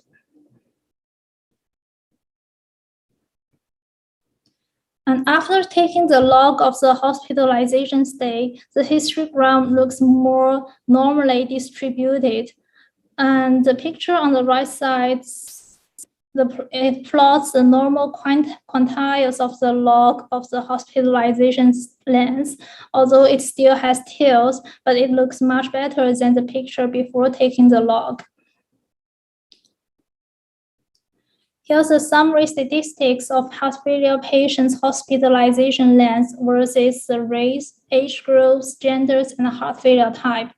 For the convenience, races are categorized as Caucasians, African Americans, and other races. Age is divided by 3 groups, 18 to 40, 41 to 60, and patients who are older than 60s. And for the heart failure types, patients are categorized as systolic heart failure, diastolic heart failure, and other types such as congestive heart failure. Here's the table. Since there's not too many times left, I will do the short brief introduction. So basically, there's no obvious difference between the mean of hospitalization stays in different gender, but for the median and the KW test also indicates that the different gender has a different median. And most patients in our heart failure cohort are Caucasians, and surprisingly, races other than Caucasians and African Americans shows a higher mean hospitalization stay length. We can see that most heart failure patients are older than 60s, while the mean of heart failure hospitalization stay shows that younger patients stay longer than elderly, but elderly's median value of heart failure hospitalization length is longer than that of younger patients. And the KW test denies the null hypothesis and indicates that at least one race group have a different age group have a different median, so at least one group originates from a different distribution. And for the heart failure types, there's no difference in the median for the systolic and diastolic heart failure, but the mean value of hospitalization stay of systolic is the biggest. And jump to the result model tables. Unfortunately, this model is not a good fit because the adjusted R-squared is only 0.011, and so this model only explained 1.1% of the variation in the response variable. Since the p-value of African American group and diastolic heart failure group is bigger than 0.05, it means that these two factors is not statistically significant in this model. According to this model, with all other indicators stable, female patients will have, female patients will have a shorter hospitalizations compared to males. With all other indicators stable, races other than Caucasians will have a longer hospitalization stay. Compared to systolic heart failure, patients with diastolic heart failure and other types will have a shorter stay. And as the age increase, patients will have a longer hospitalization stay, which is consistent with all other previous studies. This is a plot of the residues of the model. The histogram is slightly right-skewed, and the normal quantiles shows tails, which also indicates that the model still needs to be improved. Jump to the discussion. So this is my thoughts of how to improve this study. First, logistic linear regression doesn't fit well. So I'm considering if we can use a Poisson distribution in the future, which will use the hospitalization encounter counts as the response variable. And also I may consider to add more predictors such as vital signs into the model. And select hospitalization encounter frequency, which means to use the hospitalization encounter counts divided by the follow-up years. It can also be a response variable, which will turn the longitudinal data into the cross-sectional. And also, my professor suggests that we can also consider the machine learning. Thank you. Thank you very much, Ying-Yi. Very big data set. So you must be spending a lot of time, cleaning those data. So with the limited time we have, so I would like to move forward to the next speakers. So please stay. So if there is others participants, have questions, so we can always chat, in the networking social events. So after the research presentations. So thank you very much. Thank you. So next, I would like to introduce Weiming Wang. So Weiming Wang received his MPH degree from the Tongji Medical College. So Huangzhong University of Science and Technology. So after graduating from MPH degree, he worked at the BioHealth and the Dong Yijiao for 2 years. So he is now a first year's PhD student at the Huangzhong University of Science and Technology. Please welcome Weiming Hu.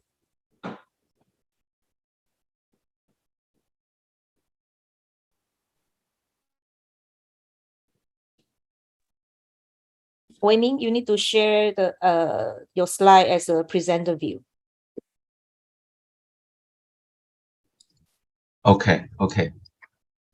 Share.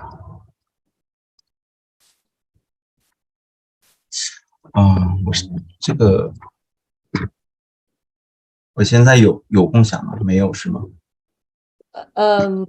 We can see your PowerPoint, but not in the presenter view. Yes. Okay, ma? Yeah. Okay. Yeah. Okay. Yes. Okay. Thank you for the introduction. Okay. Hello everyone. I'm really enjoyed all the presentations before, and I'm very glad to have this opportunity to attend this symposium. I'm from Tongji Medical College, Huazhong University of Science and Technology, and the topic of my presentation is breastfeeding against infant respiratory tract infections. Well, my presentation includes 4 parts. First, the background and the objective. In the second part, I will introduce the population we studied and the methods we used. Third, the results of our research. And the last, some conclusions we have got. Firstly, I would like to introduce the background and the objective of our study. respiratory tract infections, I'll call it RTIS for short. RTIS are the leading cause of hospitalization in children younger than 5 years worldwide. Epidemiologic evidence shows an association of infant RTIS with subsequent celiac disease, asthma, type 1 diabetes mellitus, and other inflammatory disease. Additionally, hospitalization in early life can also reduce family life quality and impose substantial medical and social burden. Breast milk is the most optimal food for infants and has many benefits to babies, such as reducing child mortality and morbidity, improving intelligence development, and even reducing the risk of obesity and diabetes in their later lives. The American Academy of Pediatrics recommends that exclusive breastfeeding for about 6 months with continuation of breastfeeding for 1 year or longer as mutually desired by mother and infant.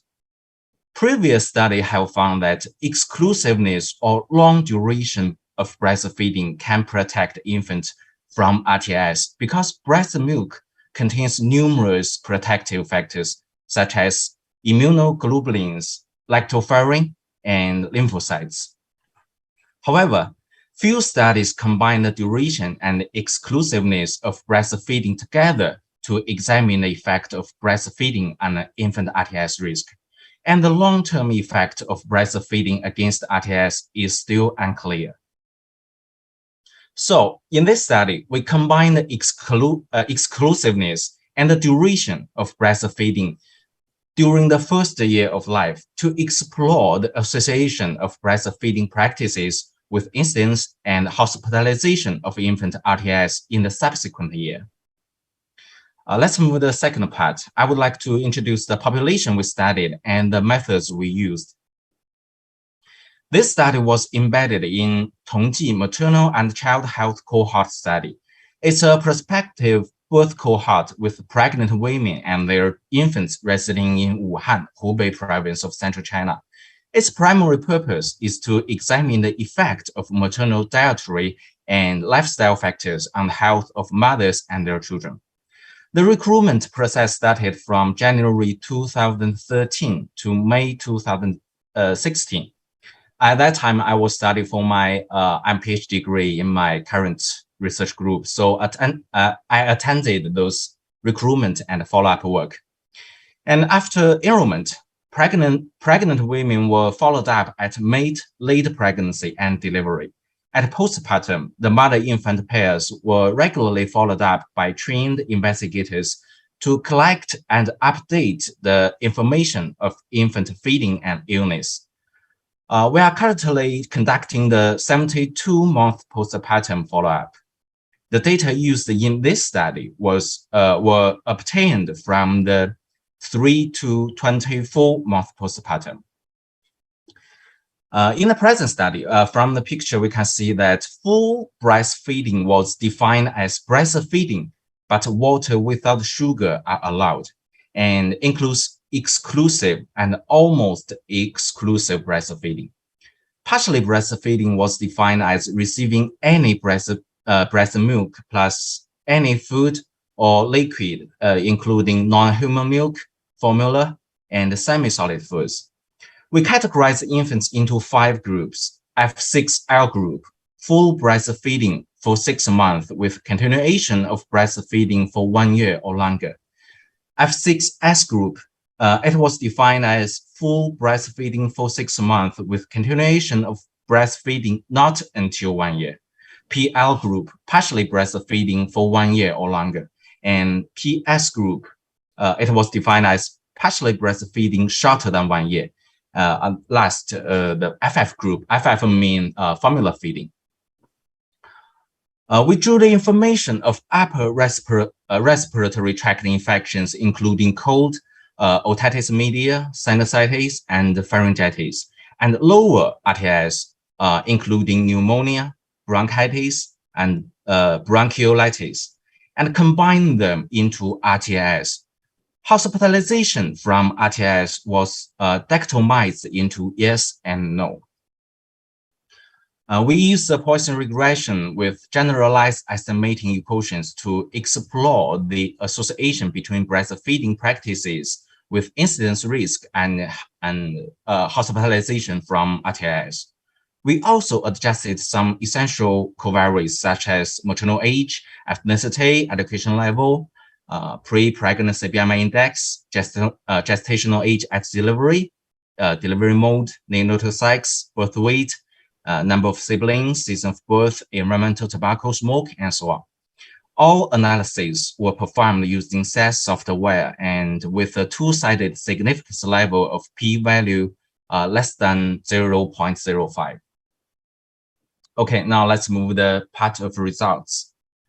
In total, 3,318 infants were eligible for the final analysis. Table 1 shows the basic characteristics and RTIS incidence among mother-infant pairs according to the breastfeeding practices. The mean maternal age of these participants was 28.7 years old, and the majority were Han Chinese. Mothers who breastfed their children for at least 1 year were more likely well-educated, and 48% of infants experienced RTIS during 12 to 24 month age. Table 2 presents the log Poisson regression analysis results for different breastfeeding practices associated with infant RTIS. We can see, compared with infants of F6L group, the adjusted risk ratios were 1.18 for F6S group, 1.19 for PL group, 1.26 for PS group, and 1.34 for formula feeding group. Moving on, in the analysis of hospitalization due to RTIS, when compared with F6L group infants, both PS group and FF group have higher risk for hospitalization due to RTIS. The adjusted risk ratios were 1.86 for PS group and 1.91 for FF group, respectively. Okay, with this study, we try to answer 3 questions. The first one, from the perspective of preventing infant RTIS, is it still necessary to breastfeed until 1 year or longer after full breastfeeding for 6 months?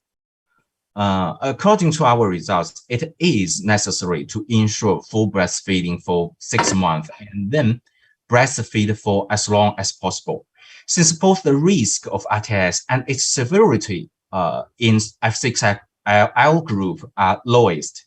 So the answer is absolutely yes. The next question is, are there any long-term effects of breastfeeding on infant RTIS? We observed from the results that although higher than F6L group, the RTIS risk in the F6S group was still lower than PS group and FF group. And because breastfeeding behavior in the F6S group stopped before the infant was 1 year old, so it is plausible that breastfeeding may have a long-term effect. The possible explanation for long-term effect is that mother's milk could facilitate the maturation of the infant immune system. The last question is, if cannot exclusively breastfeed for 6 months, is it necessary to breastfeed for 1 year or longer? The answer is yes. As our results showed, PL group did not meet the full breastfeeding for 6 months, but still had the similar incidence risk of RTIS with F6S group. Therefore, our results indicate that the time-dependent nature of breastfeeding cannot be ignored. In fact, because of the certain social factors, maternal employment, for example, some mothers replace part of breast milk with formula. In view of the results in our study, we urge that breastfeeding should not be completely abandoned. Okay, we come to the last part, conclusions. In summary, after 6 months of full breastfeeding, followed by continued breastfeeding as complementary foods are introduced, should be encouraged to maximize the protective effects of breastfeeding on infant respiratory tract infections. Mothers who are unable to exclusively breastfeed their infants up to 6 months should also insist on any breastfeeding as long as possible.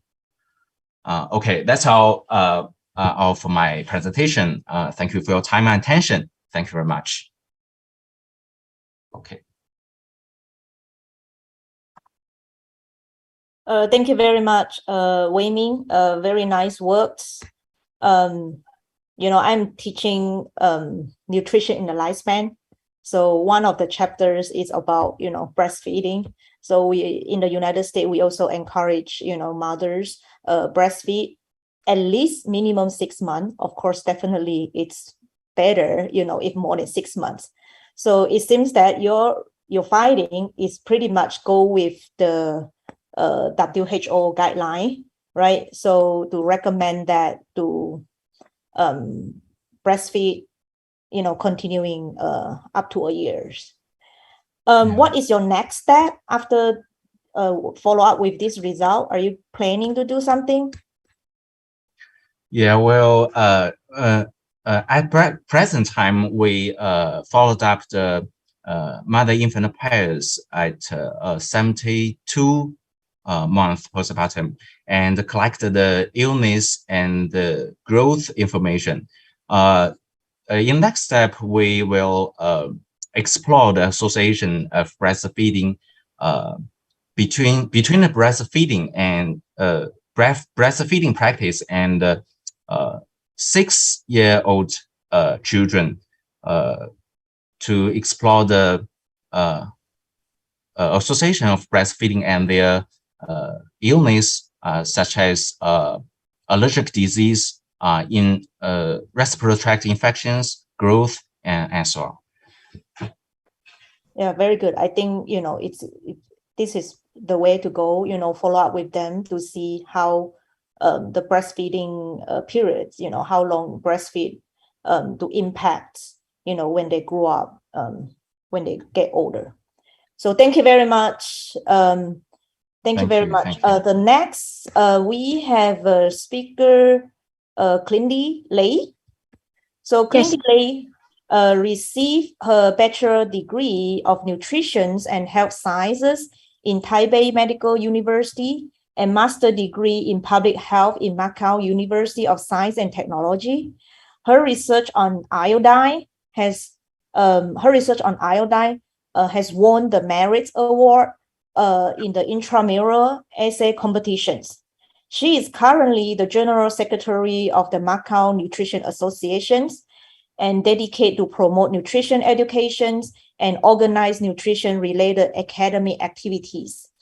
Now she is working as a project leader in a pharmaceutical distributor.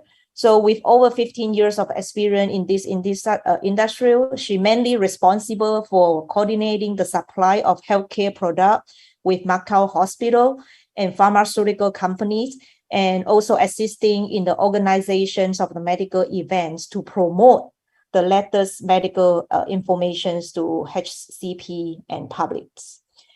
Please welcome Clindi Lei. Okay, thanks Dr. Chai and Dr. Ma. Also thanks to NACAN for giving me the opportunity to having the sharing here. Good morning and good evening, everyone. I'm Clindi Lei from Macau University of Science and Technology. Today, I'd like to share my topic on dietary iodine intake and related factors of secondary school students in Macau. Let's go for the background first. Iodine is an essential micronutrient required for normal thyroid function, metabolism, the growth and development of the body. Let's see the table on the right. When lack of dietary iodine, different symptoms and harmful effects will be appeared in different stages in life cycle. And these symptoms are collectively known as iodine deficiency disorders, IDD. And IDD is recognized as the world's most important nutritional problem causing brain damage. And many countries are actively developing their own action plans to tackle this issue. As early as the 19th century, WHO adopted the goal of eliminating IBD as a public health problem and suggests universal salt iodization, USI, as the main strategy to achieve IBD elimination. How to get iodine from our diet? In fact, many foods and water contain iodine, but only very small amounts. Foods the most rich in iodine include seaweed, seawater fish, shellfish, banana milk and dairy products, eggs. And another more convenient, economic, and effective way to increase the dietary iodine intake is to use iodized salt. At present, there are more than 120 countries that implement USI. In order for the measures to be implemented effectively, each country and even each region formulate strategies according to their local conditions and needs regular monitoring. For example, in mainland China, there are different standards in different provinces, including coastal areas that people always have misconception of sufficient iodine intake. While the world is actively tackling the problem of iodine deficiency, here we also take a look at places near Macau.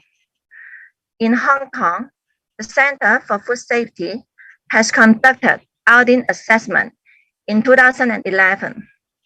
In the results, over 90% of adults couldn't miss the recommended iodine intake. Then, government and universities had also released relevant research reports in the past decade.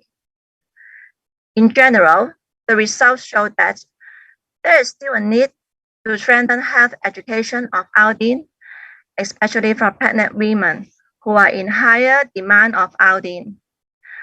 But unfortunately, so far, there is no mandatory salt iodization measure in Hong Kong. Let's see Guangdong. According to the monitoring results of iodine nutritional status in 2020, the population of Guangdong province was at an adequate level, indicating that the policy of salt iodization was implemented effectively.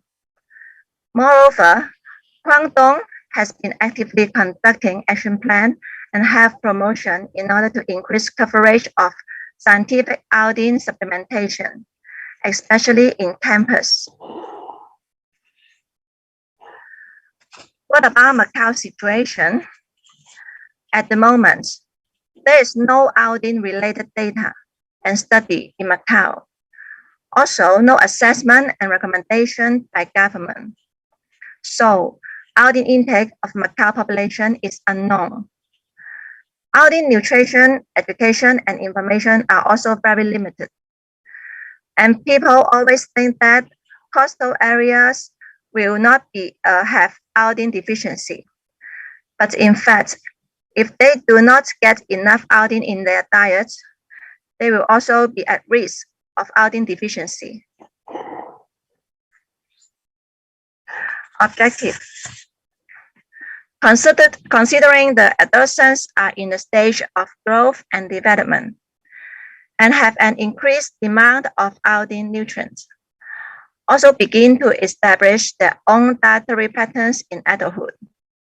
So here we use secondary school students with age around 12 to 18 years old as the research subjects to assess the dietary iodine intake status and awareness of iodine, as well as factors such as the influence of society and family, to build up the foundation for the study of iodine nutrients in future.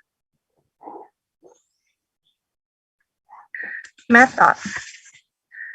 A cross-sectional study was conducted among 424 secondary school students collected by stratified random costing sampling. The students fill in the questionnaires, including cognition and dietary status survey, as well as an iodine-specific food frequency questionnaire, IFFQ. Actually, FFQ is commonly used for study of relationship between dietary habits and chronic diseases. By collecting the consumption frequency and amount of a specific food type within a period of time, let's say weeks, months, or even years, so as to know the average intake of specific nutrients in certain food types. The IFFQ in this research is a self-developed one based on common food items in Macau, including 13 food groups with total 61 food items.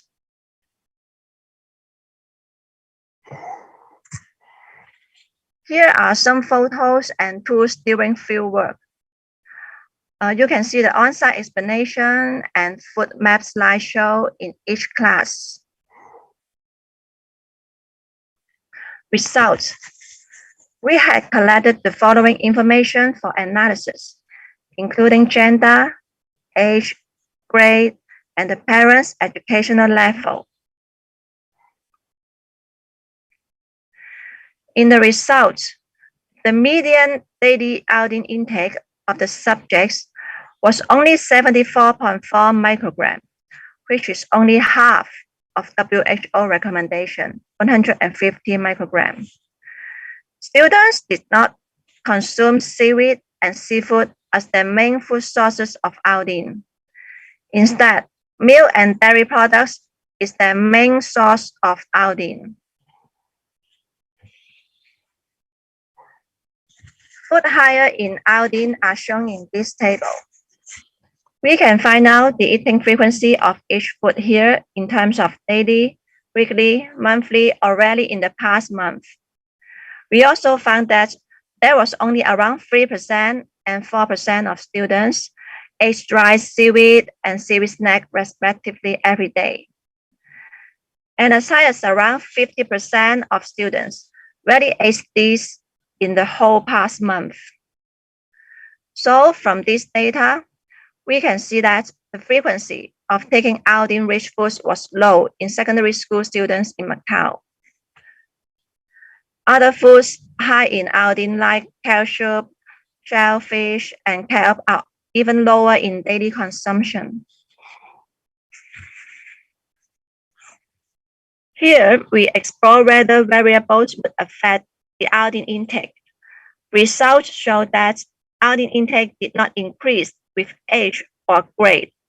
On the contrary, there was a negative correlation between iodine intake and grade. This more or less reflected that the education and promotion of iodine is insufficient at school and in Macau.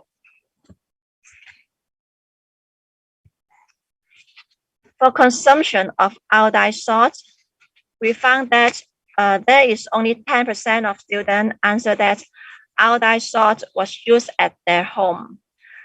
But there is no significant difference with parents' educational level. Use of nutritional supplement.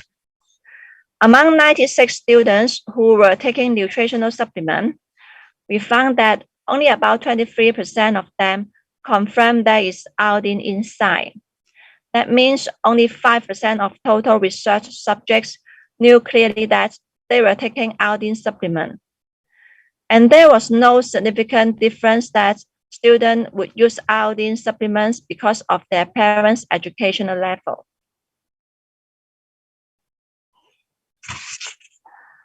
Over 90% of students replied that they did not know the recommended daily iodine intake of their age group.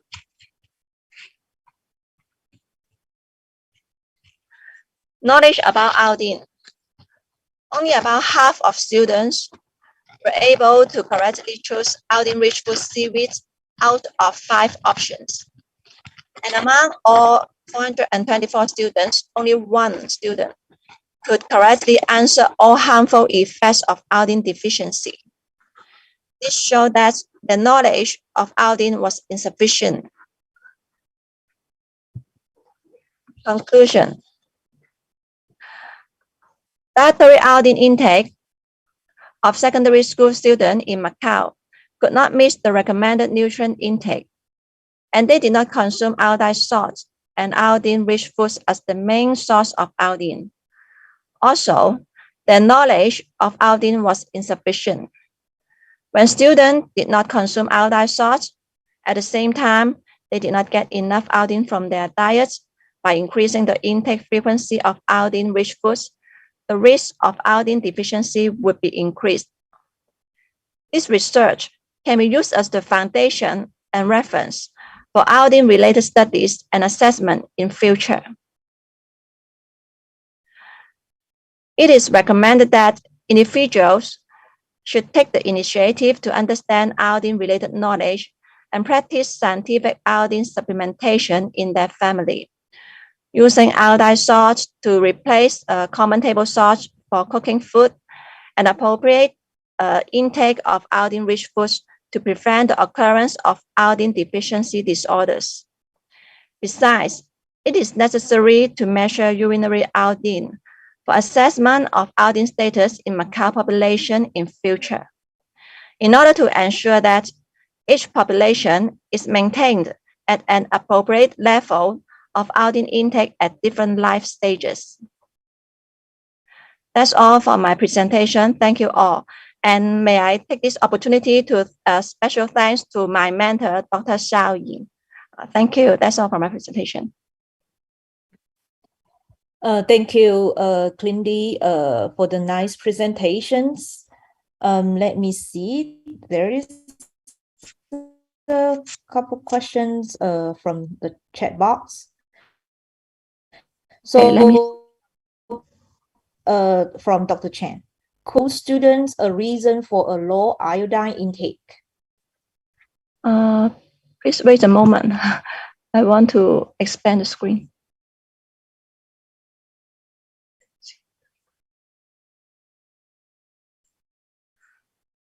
Okay.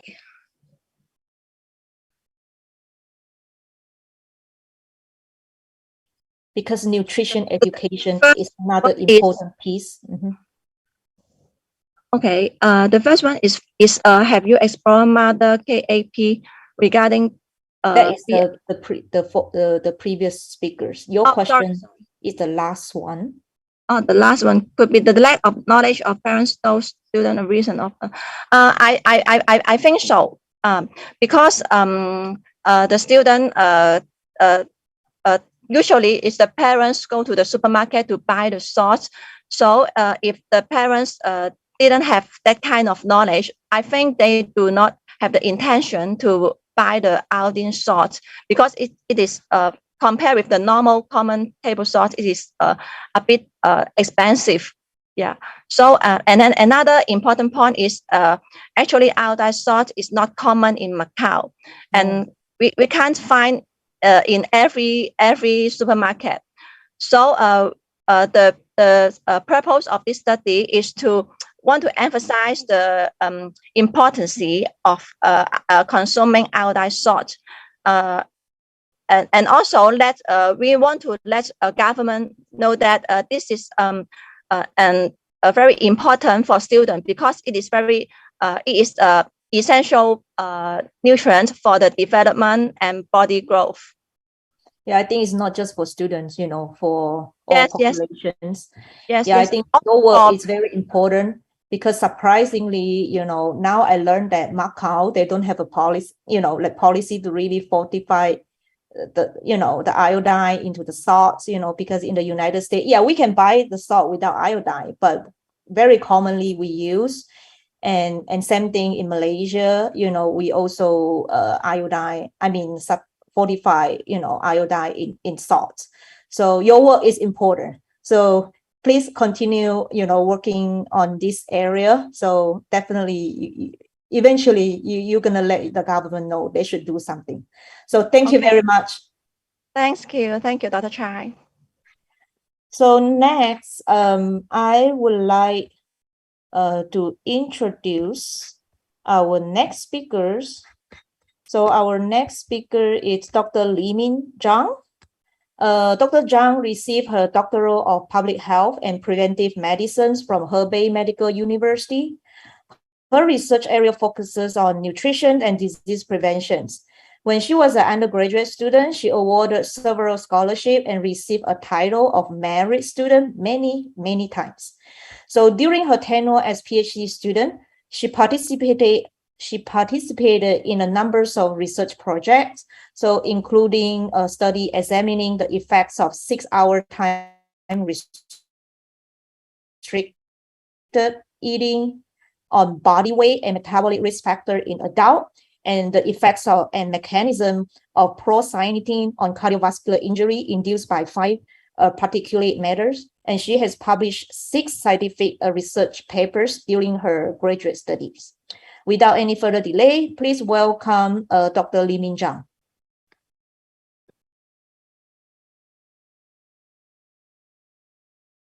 Thank you, Dr. Zhang, for your introduction.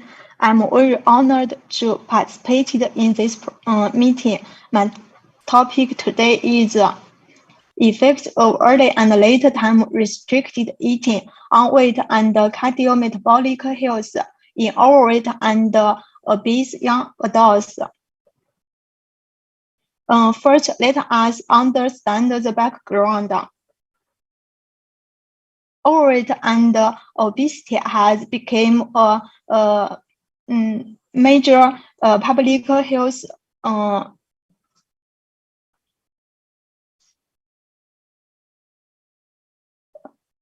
overweight and obesity has become a major public health issue worldwide with an increasing prevalence. In 2020, more than half of Chinese adults are overweight and obese. Overweight and obesity are established for risk factors for many for a variety of chronic disease such as diabetes, hypertension, cardiovascular, and some cancers. Obesity can be depicted as the result of energy supplies due to individual factors such as diet, physical activity, and genetic predisposition. However, individual level factors are largely driven by the environmental, economic, social, and political factors. The first-line treatment for obesity is lifestyle interventions, including increased physical activity and decreased caloric intake. Recently, intermittent fasting is growing popularity, including alternate day fasting, fasting 2 days each week, and time-restricted eating. Time-restricted eating is characterized by limiting ad libitum eating window to a certain number of hours each day, usually 4 to 10 hours, and fasting the rest of the day.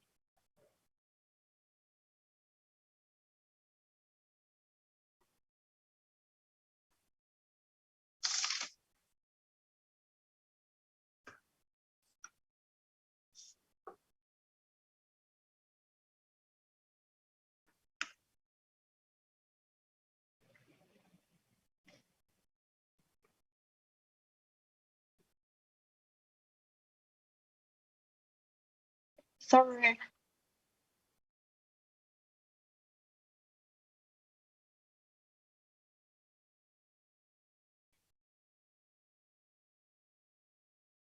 In animal and human studies, time-restricted eating has been shown to prevent or reduce the severity of many metabolic diseases, such as obesity, glucose intolerance, hypertension, and dyslipidemia.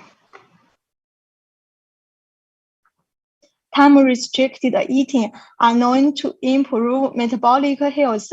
While very few studies have compared the effects of early and late time-restricted eating on metabolic health, Therefore, we performed a randomized controlled clinical trial to evaluate the effects of early and late time restricted eating on body weight and cardiometabolic outcomes in young adults with overweight and obesity. The in-conclusion criteria in our study as follows. Healthy young adults aged 18 to 30 years old. Body mass index is equal to or greater than 24. Body weight stable for 3 months before the start of the study. As shown in the picture, 89 individuals expressed interest in attempting the trial, among which 26 were excluded from the study based on the inclusion criteria. 63 subjects were randomized to control early and late time restricted eating groups. 3 subjects withdrew from the study in baseline period. A total of 60 subjects were included in the final analysis.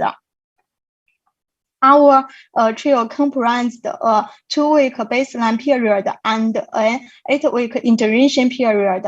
During the intervention, the early time restricted eating group was directed to eat and lipid from 7 a.m. to 1 p.m. daily, and the late time restricted eating group eat from 12 p.m. to 6 p.m. daily. Controls were directed to maintain their eating or physical activity habits throughout the trial.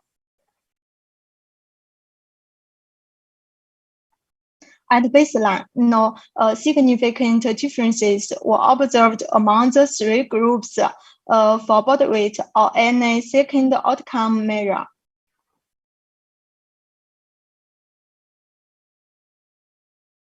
As shown in this picture, self-reported compliance with the fasting window was higher in the early time restricted eating group than in the late time restricted eating group.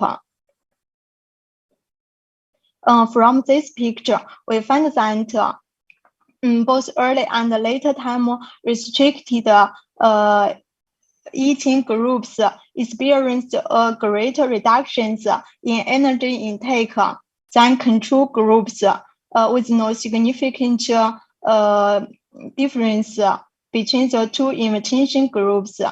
However, changes in physical activity showed no significant difference across the 3 groups. At the end of the study, both early and late time restricted eating groups resulted in greater reductions in body weight, fat mass, visceral fat area compared with controls, with no significant difference between the 2 intervention groups. In addition, lean mass reduction in the early time restricted eating groups was greater than that in late time restricted eating groups at week 8. This picture showed changes in cardiometabolic risk marks. We can find compared to controls, early time restricted eating reduced fatty insulin, C-peptide, insulin resistance, systolic blood pressure, leptin, and thyroid axis activity, whereas late time restricted eating only reduced leptin. However, both early and late time restricted eating groups produced greater increases in low density lipoprotein cholesterol than the control group.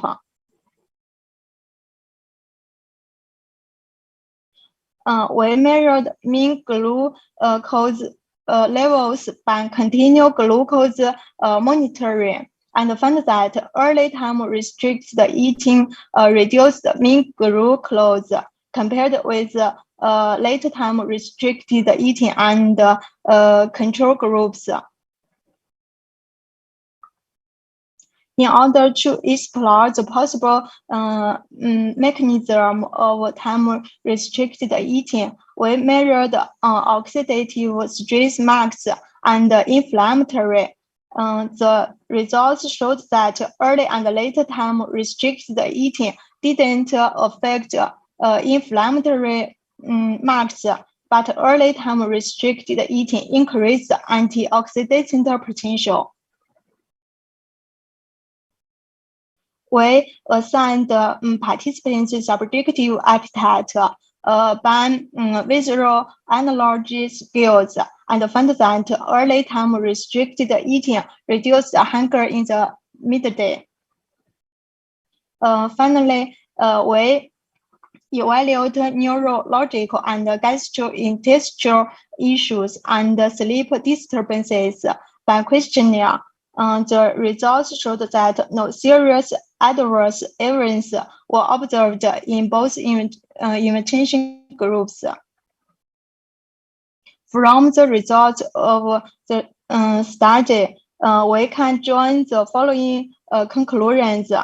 After 8 weeks, early and late time restricted eating produced comparable body weight loss compared to controls.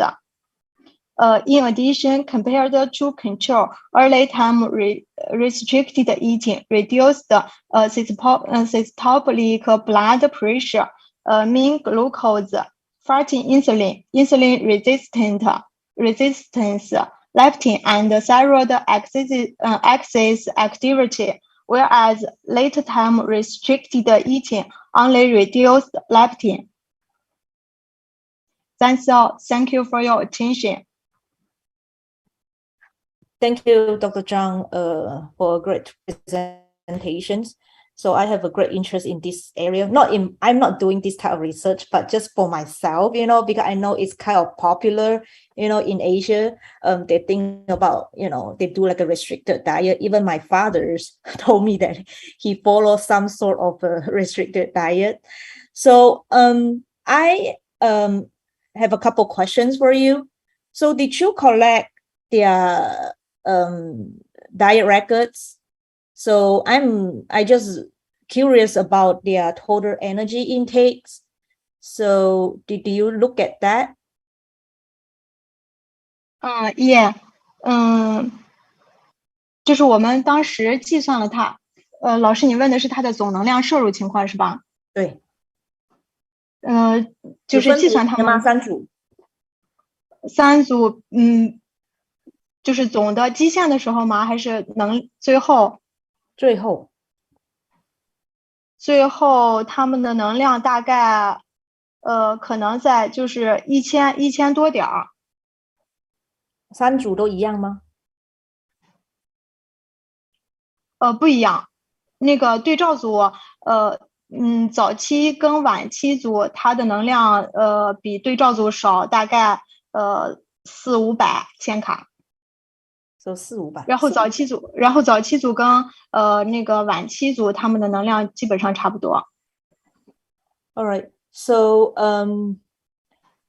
so in your result sessions, I see that like why the LDL cholesterol increase?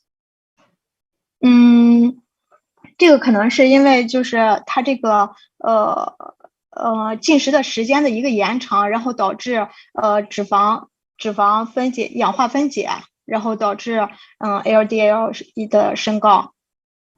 Yeah, there's the same question, from Dr. Pan.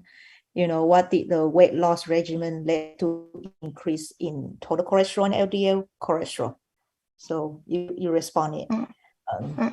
So maybe there is other mechanistic, involved with it. So if any other researcher know more about this area, feel free to share your comments. All right, thank you very much, Dr. Zhang. Oh, there is one more question. So, and why diet ETRE cause loss of lean body mass? 因为那个就是早期族，虽然说早期族跟晚期族他们体重减轻没有显著的一个差异，但是相对来说早期族他的体重减轻的是比较多一点的。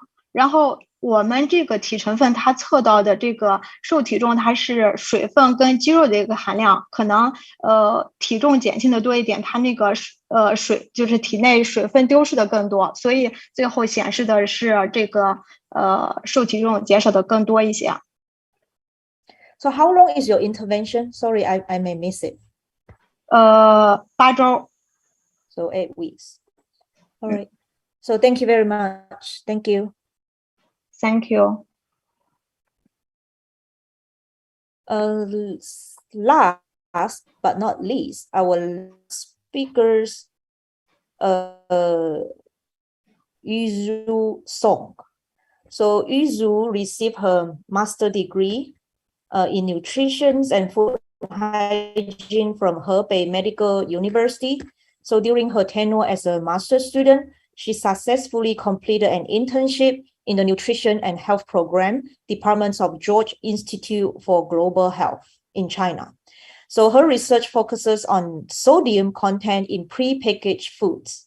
She is now working in Qinghai Institute of Health Sciences as a full-time teacher. Please welcome Yuzu Song.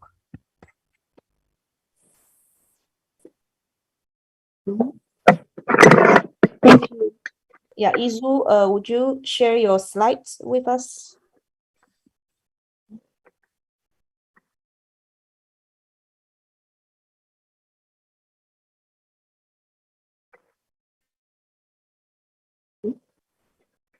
Good morning, all the experts. I am Yuzu Song, the presenter today, and I am very honored to participate in this academic exchange. The wonderful reports of the previous teachers have benefited me a lot. The content of my report today is cross-sectional comparisons of sodium content in processed meat and fish products among 5 countries, potential for feasible targets and reformulation. The 4 main aspects of the study are presented in terms of background, methods, results, and conclusions. First, let's take a look at the background of this research. High sodium diet is an independent risk factor for hypertension and increases the risk of many chronic diseases, such as stroke and stomach cancer. High sodium diet directly responsible for more than 1.5 million lives lost, are among the highest of all diet-related risk factors. Therefore, salt is very important for the overall preventive control of chronic diseases. My subject is focused on processed meat and fish products under the category of prepackaged foods. These foods contain large amounts of high-quality protein, lipids, minerals, B vitamins, and other nutrient components necessary to maintain and promote the growth and development of the body.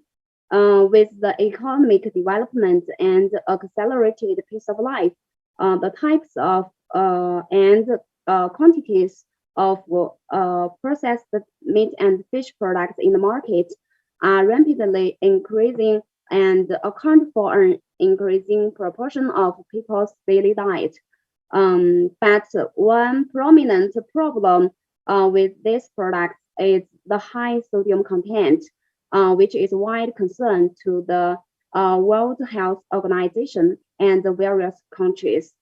Reducing the sodium content of this commonly consumed food is then one of the most effective ways to reduce sodium intake in the population. Our research is based on the Global Food Competition Database. 5 of these countries were selected for this study, covering 3 developed and 2 developing countries, namely the United Kingdom, the United States, Australia, China, and South Africa. These 5 countries have different sodium reduction strategies and relatively large data set available for sodium content comparison for processed meat and fish products, which allows for the conversation conductable and meaningful. Among them, the United Kingdom, the United States, and Australia have adopted voluntary sodium reduction targets. South Africa has adopted the mandatory sodium reduction targets for certain food categories, and China had not yet adopted sodium reduction targets for such foods. Research found this target-based approach has been shown to be effective in reducing sodium content for many food products. Within the same food category, the sodium level is much lower in food products in countries with sodium reduction targets than those without the target, which can be demonstrated by one in the UK versus China. The mean sodium content was an average 4.4-fold less in the UK sources compared with their Chinese equivalent. The purpose of this study is to compare the sodium content level and achievements in sodium reduction for meat and fish products among the 5 countries and indicate possible strategy on sodium reduction for different countries.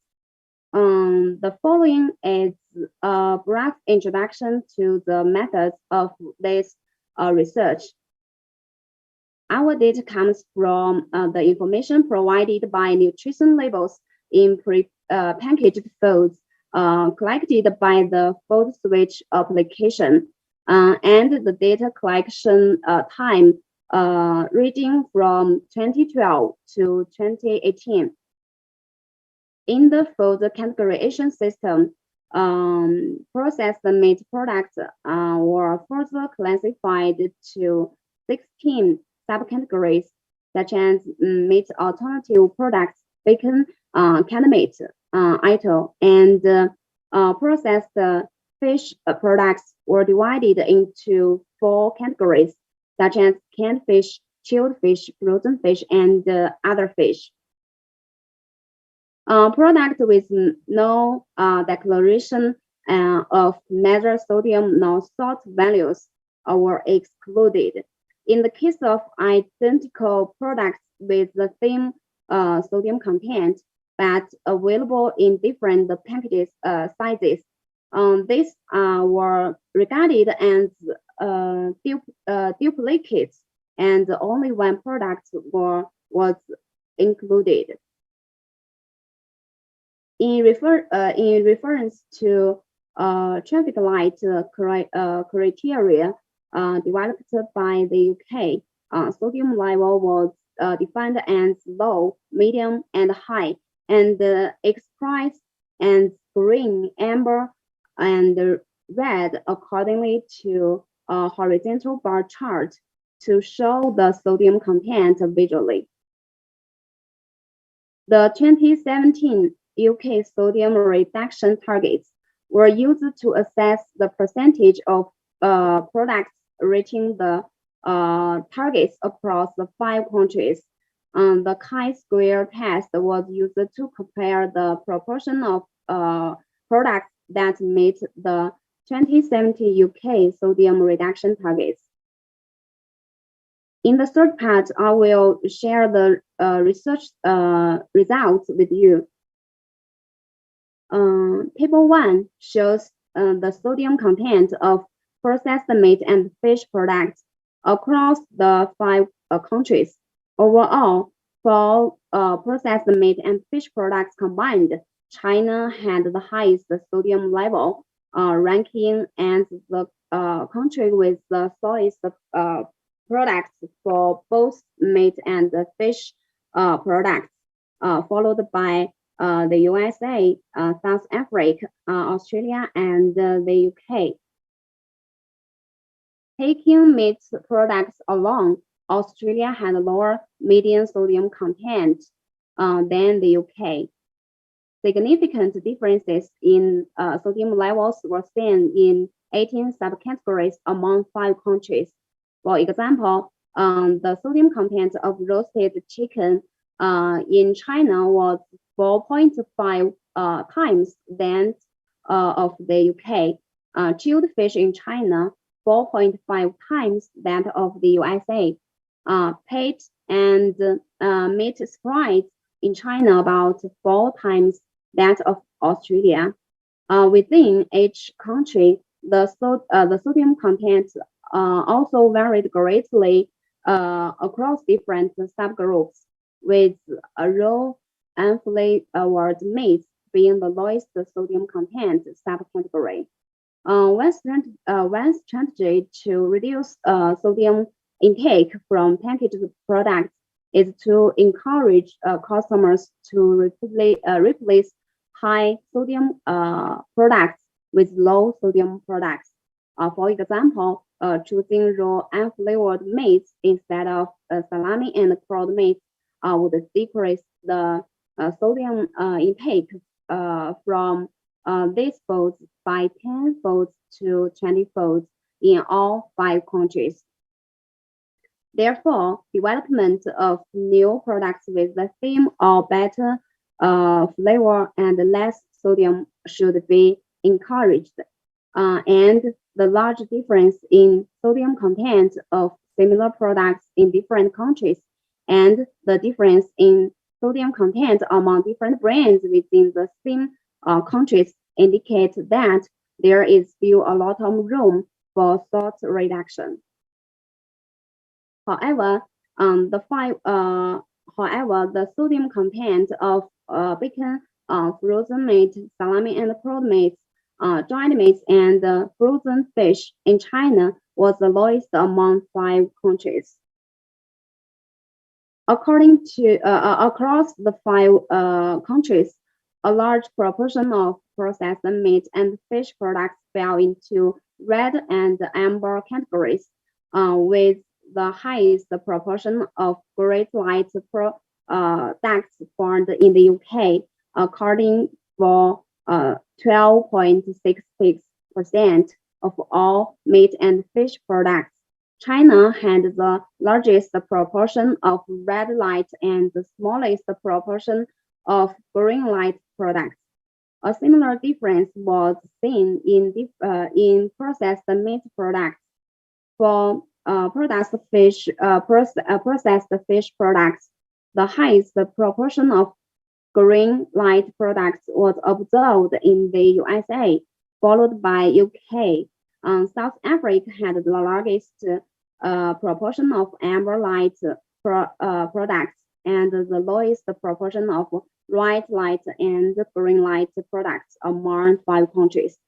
Front of pack labeling, such as traffic light and house star rating labeling, as well as consumers awareness campaigns, may increase customers' acceptability and demand for healthier products. The results of comparing sodium content against the latest 2017 UK sodium reduction targets show that the UK had the highest proportion of products achieving the targets, followed by Australia, South Africa, the USA, and China.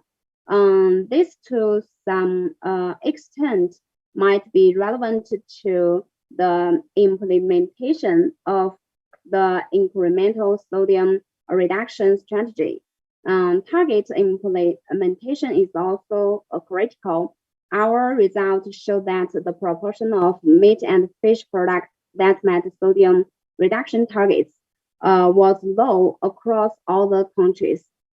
Even for the best, the UK, the target achieving rate was only 26.6% for all meat and fish products, which was much lower than the target achieving rate for noodles, 19%, and sauces, 70%. Some subcategories of meat products, such as bacon,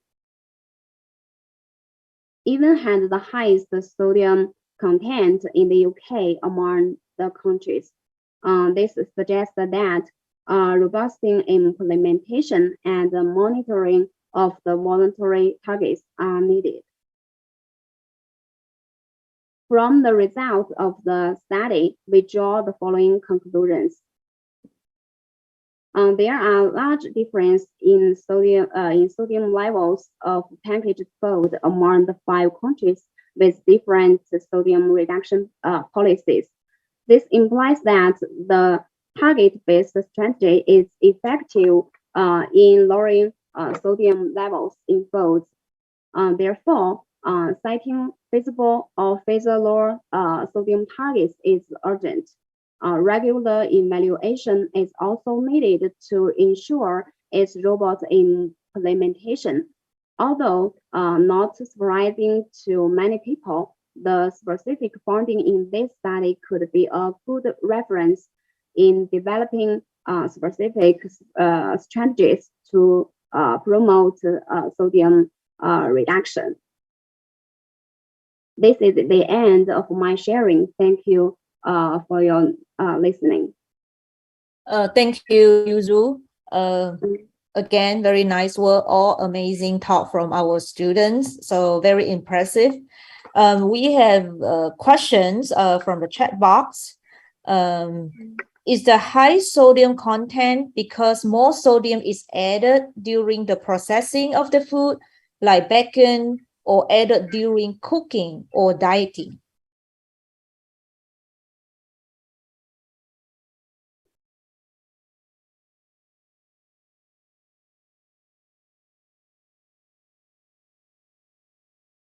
So I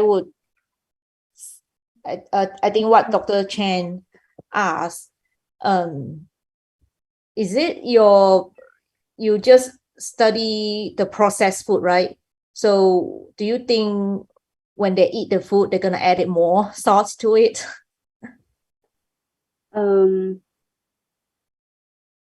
Thank you for your questions. In our study, every product is pre-packaged food. No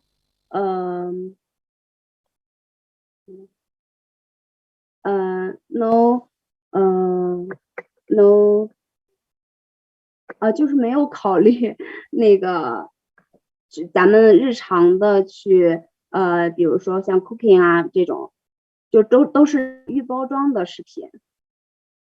而且就像这个 bacon，就比如说在咱们国外会有那个smoked， 还有这个 unsmoked， 我们在这个研究里面，都是把它纳入到这个 bacon 里面，把它当做一个种类去跟别的类别进行一个比较。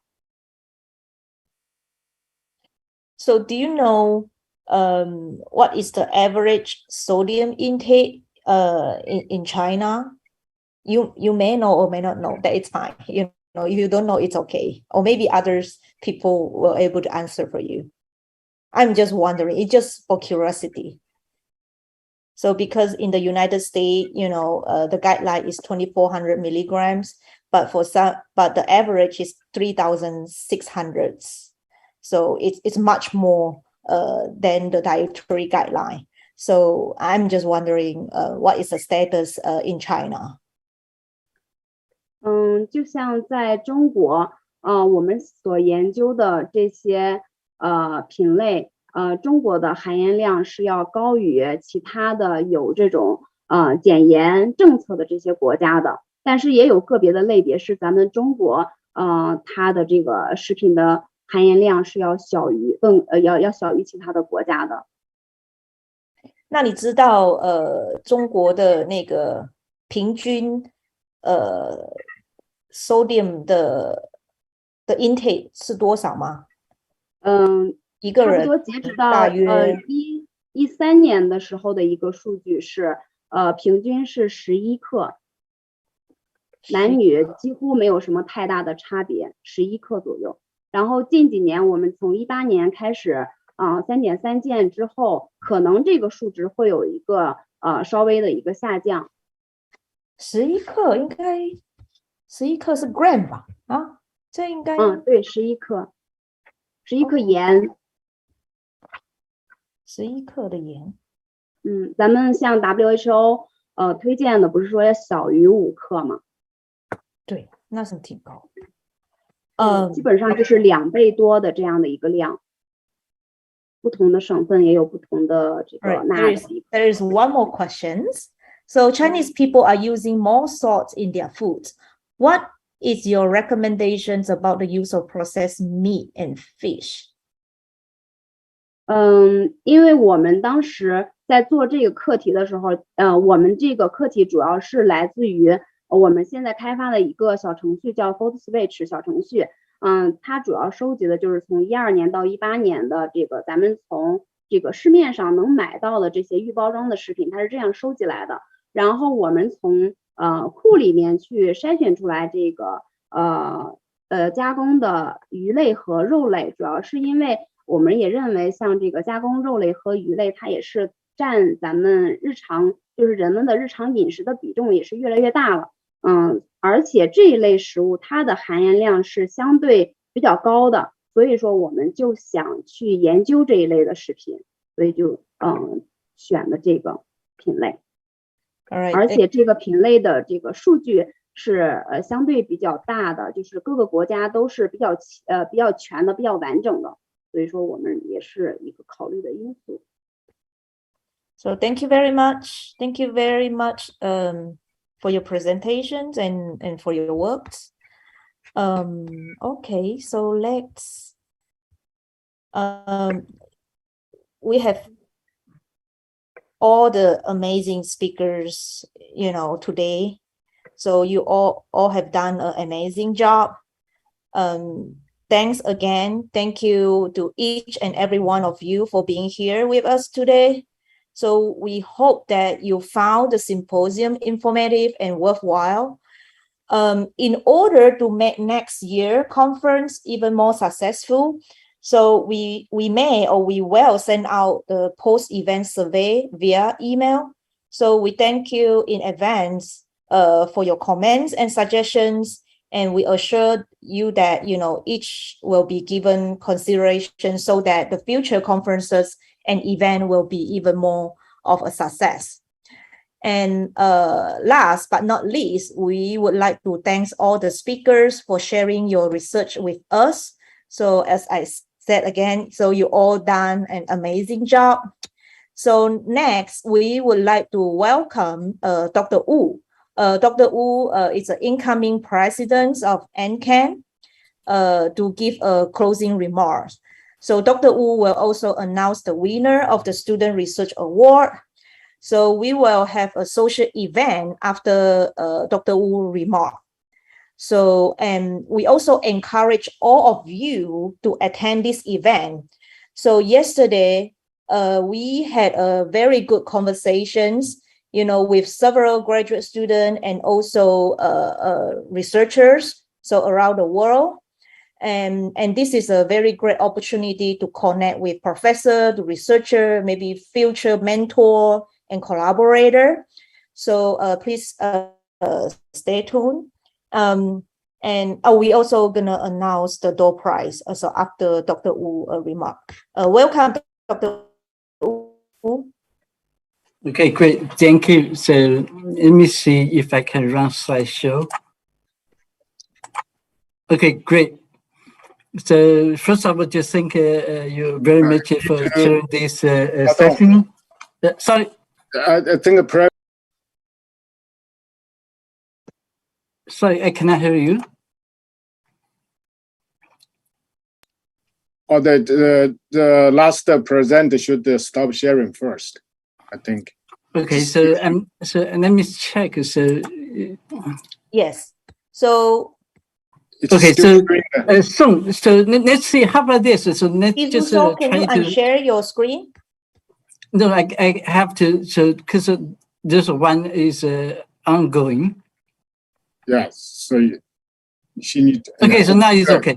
Now it's okay. Okay, good. Thank you, Gino. Okay, so can you see the full screen? Yes. Okay, thank you so much. First of all, I just want to thank everyone. So I know this is very late in China, and it's also late lunchtime. So I will be very quick. Sorry, I just try to make this. So unfortunately, so okay. So let me see if I use a different model. So can you see the full screen? So because I see. Yes. Yeah, we see the. Okay, good. So I will make it really quick. So if you look at this slide, this is the numbers, and actually the numbers keep updating. So I only have the number at probably several hours before. So regardless, the number tell the truth. The numbers tell the truth and actually demonstrate that it convincingly exemplifies the great success of the NACAN, led by the former president, our Dr. Guo Xingchen, Dr.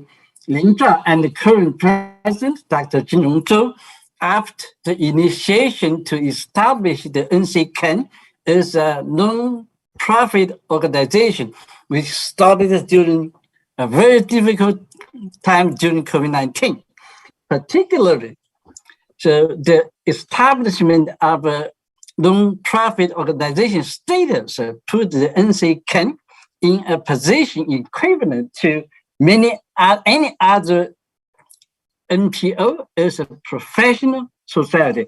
So we should be proud of our great success. So we cannot achieve that without support from our friends, our collaborators, our sponsors. So here, so I want to repeat the sponsors. So they have provided us with great support. And also many appreciation to our collaborators, particularly for this year's event. So we have the excellent collaborators to help us to successfully achieve our goals and to make new milestones. So we are extremely grateful to our members, our friends, for their dedication and their support. We are extremely grateful to the organizing committee for their hard working and the contributions. We thank the leadership provided by Dr. Pan and colleagues. We particularly appreciate the support from Ms. Bianca Xu, who has made extremely impactful contribution to the success of this year's summit. So now I want to take the privilege to announce the following student as the awardee of the best extra or presentation.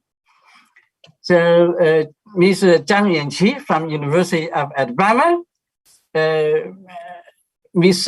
Qin Yi Hu from Texas Medical Center, Ms. Lin Yue Ying from University of Macau, Mr. Wang Weiming from Huazhong University of Science and Technology, Mr. Xin Guo from Texas A&M University, Yang Jinfeng, Mr. Yang Jifeng from Sun Yat-sen University, Ms. Clindy Ney from Macau University of Science and Technology, Wen Zhao Ye from Sun Yat-sen University, and Ms. Xingge Hu from University of Tennessee at Knoxville, and against Mr. Bianca Xu from the University of Illinois at the Urbana-Champaign. So please join me to congratulate our students for their outstanding work. So lastly, lastly, I just give a brief introduction of myself for some of you who may not know me. So I'm Xiao Ting Liu, a professor of nutrition at Texas A&M University. So I'm the incoming president. My research is focused on obesity and related metabolic disease. I welcome into scientific collaborations. So briefly, I will talk about my vision. So to continue what we have done, so I will use this frame to briefly describe my vision. What I mean is core. So basically, we will use this to better serve our members. So C, the C of the core is collaboration. So we will continue collaboration with our sister organizations. So O means opportunity. So we will provide more opportunities to promote career development and professional growth. So we are nutritionists mainly. So a very important way for nutrition is adherence. So I use that to borrow it here. So what we want to do, we sustain NACAN, the values, and we stick to our missions. Overall, we will do an excellent job to better serve our members. Lastly, so just share the information. So I encourage and welcome you. Please join NACAN if you haven't done so. I promise this is a great society, a great association, sorry. So here, so we have the WeChat, we have the internet, the website, we have the email, and we have the Twitter for you to follow us. So please join us so we will have more interactions. That's just what I have. Thank you. So I will return to the chair. So thank you very much, Dr. Wu, for a very nice closing remark. So next, we're gonna do the door prize. So again, we're gonna use the same website. So I already put all the name of the students.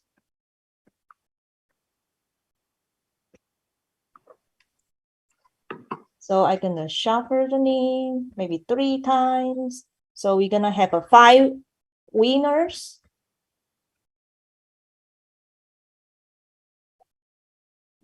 Here we go.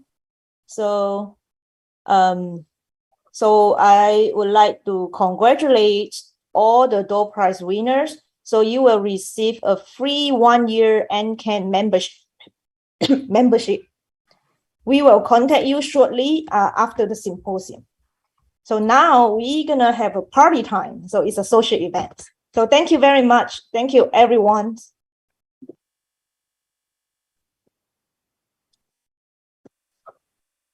So please unmute Recording yourself. stopped.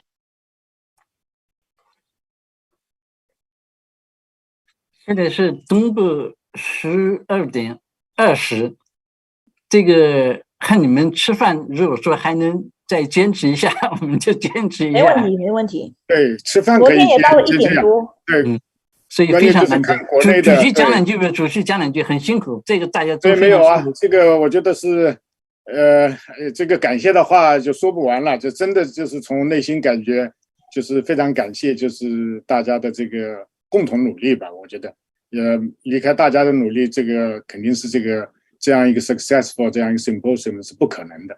这里面尤其就是说像。就是以前的这个前任的这些主席们，特别国训啊、赵林啊，那就起的这样一个 leadership 这样一个 role continue to play 这个 role。更重要的，我觉得像这些年轻的，尤其像才智啊、Bianca 这种，我觉得就是说，一方面就是他们能给，就是说很多事情都 play ahead， 然后去 execute。那么关键一个就是我们看到就是这个不叫也可以叫 new generation 了，但总体来说，我觉得这些新鲜的血液，我觉得这也是我们以后面这个学会可能要更多的就是吸引他们，就是说让他们有更多的机会去这个参与这样的我们学会的活动这样。那么肯定就是像这个我们这个 symposium 的这个。Organizing Committee 的 Chair 袁翔，那也是这个起的这个重要作用呢，就不用多说了。总而言之，我觉得非常感谢大家，还有这个我们国内的这些兄弟姐妹的这些学会。我觉得以后就是说期待以后更好的、更多的这样的合作吧，我觉得。谢谢大家。孙社长还在吗？这个杂志社的现在有哪位老师可以出来讲两句呗？哎，老师您好，我们孙社长他刚刚出去。哎，我没有什么可以讲的，跟各位老师合作很愉快，然后也希望和杂志社友谊长存。但是孙社长他可能刚刚还在，现在好像没有。对，对。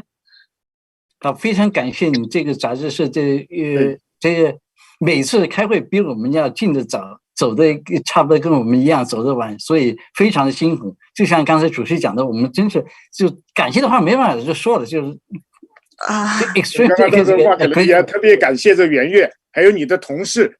我就说前面没有问，就是说他那么3、4个 iPhone phone 在那里，我就不知道是 iPhone 呢还是华为的。我就想着要不要买他们的这个 stock， 就是你看他一个人就那么多的这个device 在那里做这个直播，我觉得，但是呢又怕有这个要给他们 promote 这个 Apple 的或者是华为的这个有这个嫌疑，我就没问，真的谢谢你。好的，老师，我明天会转达给大家的，谢谢你们。对，圆月他们做了很多工作，他是跟我们对接嘛，但是他后面我估计可能20、30人的团队吧，都在联系他们，所以很多的对接工作很不容易啊。谢谢。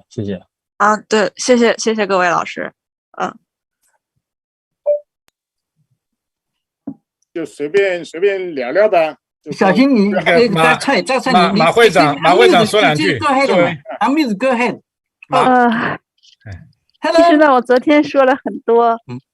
就像刚才我们主席说的，我觉着感谢的话呢，也不说那么多了。事实上，其实还是有很多感谢的，包括我们台前幕后很多人呢，为这个会议呢做出了很多的这个贡献，包括技术的支持，包括人员的沟通，还有联系，这个会场的安排。事实上是办一次会呢，得需要很多方面的一个支持。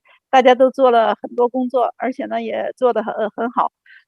我就是非常惭愧的呢我跟这个蔡老师在一起做主持，事实上整个一场主持基本上都是蔡老师在做，我是在听，我是努力的在听，我是试图的能听明白，但是能听明白一部分。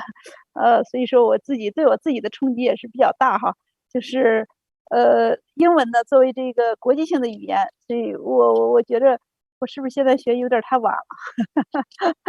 现在大家都在学中文了，我孩子也在学中文。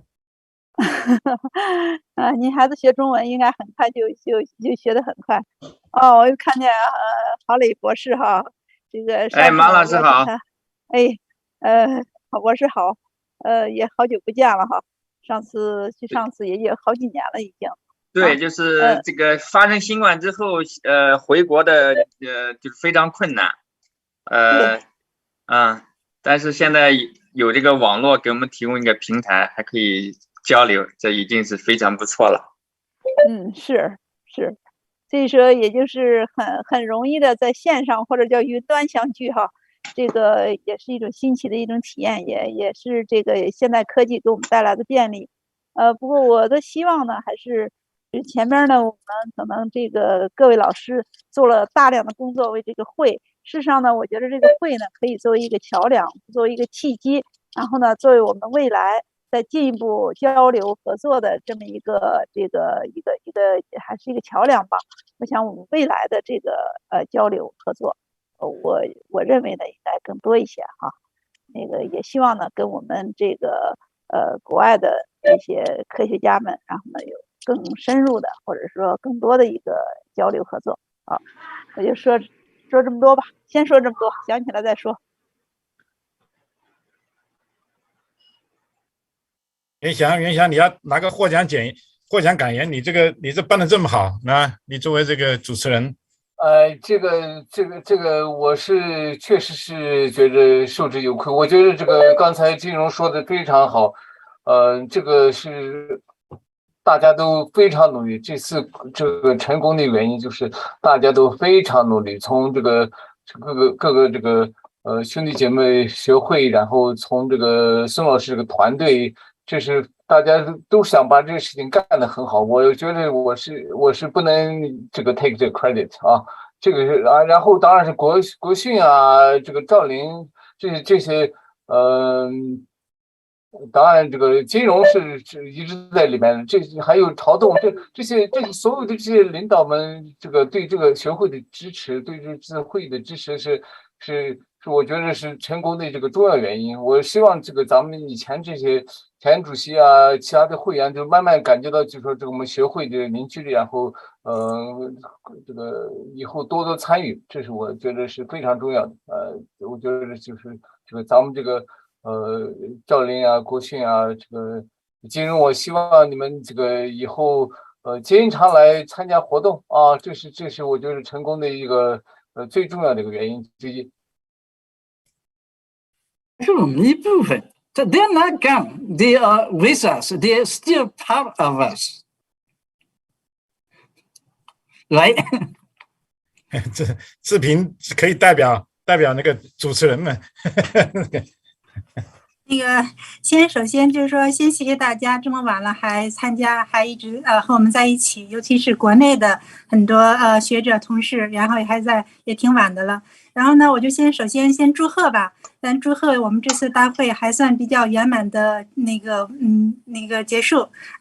就是尤其是要祝贺我们的主席周博士、周金荣博士，还有我们的总策划潘元祥博士。然后当然了，还是要感谢，就是我也是和大家一样，感谢这次有幸和众多的 organizing committee 组委会的每一位成员、兄弟姐妹团体，就是协会一起做了很多工作，很多努力，然后把我们这次大会做的还比较成功，然后能够有这么一个完美的呈现，就是非常感谢大家，也有幸和大家一起合作，希望继续保持。另外呢，我也还想就是借这个机会也感谢我们的所有的 speaker， 就是我们所有的演讲嘉宾，真的是大家就是精心准备，给大家呈现了一个非常高水平的学术盛宴。真的也以后希望能够和各位继续保持联系，然后能够继续为我们的学会发展做出一些事情。另外还有就是我还想感谢我们所有的参会人员。就是我们参会人员，就是大家的参与，就是对我们的工作的肯定，所以对我们就是非常感谢大家参加，尤其是会后每一次演讲那个报告之后的这些问题，也非常的就是有深度，然后激发大家的思考，所以然后呢，也就觉得我们参会人员有很多的营养相关人士的各行各业的精英，各行各业的专家。真的也希望我们能够多多合作，然后多多参与我们的活动，然后呢就是包括我们之后后续这次工作当中呢，也有一些就准备像临时发生的状况也好啊，技术问题也好啊，有一些不足的地方，也请大家多多包涵，这样以后呢为我们下次呢也总结了宝贵的经验，所以希望我们会越来越好。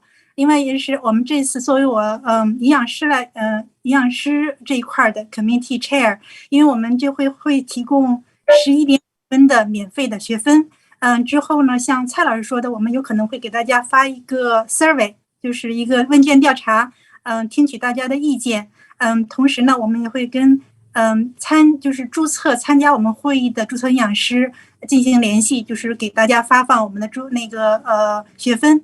然后就是我们 stay tuned， 包括也在考虑如何给国内的，因为这个我们是获得了给北美注册营养师已经得到批准，但是如何给国内的注册营养师也发放证书，我们也探讨有没有这种可能性，所以希望能给大家以后进行进一步的如果有这种可能性的话，也给大家提供这个机会，就先这么多。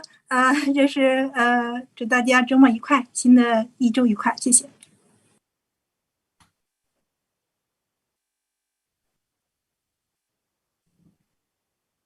还有很多学生同学在 Zoom， 所以那些学生有什么问题想要问我们呢？志平刚才强调一点很好，我觉得就说这次会议的水平，我觉得非常非常高。这个每个会场我都去参加了，看了一看，说是大家讲的是非常非常仔细，非常非常深入。我觉得这一点是这个咱们这次会议一个亮点之一了。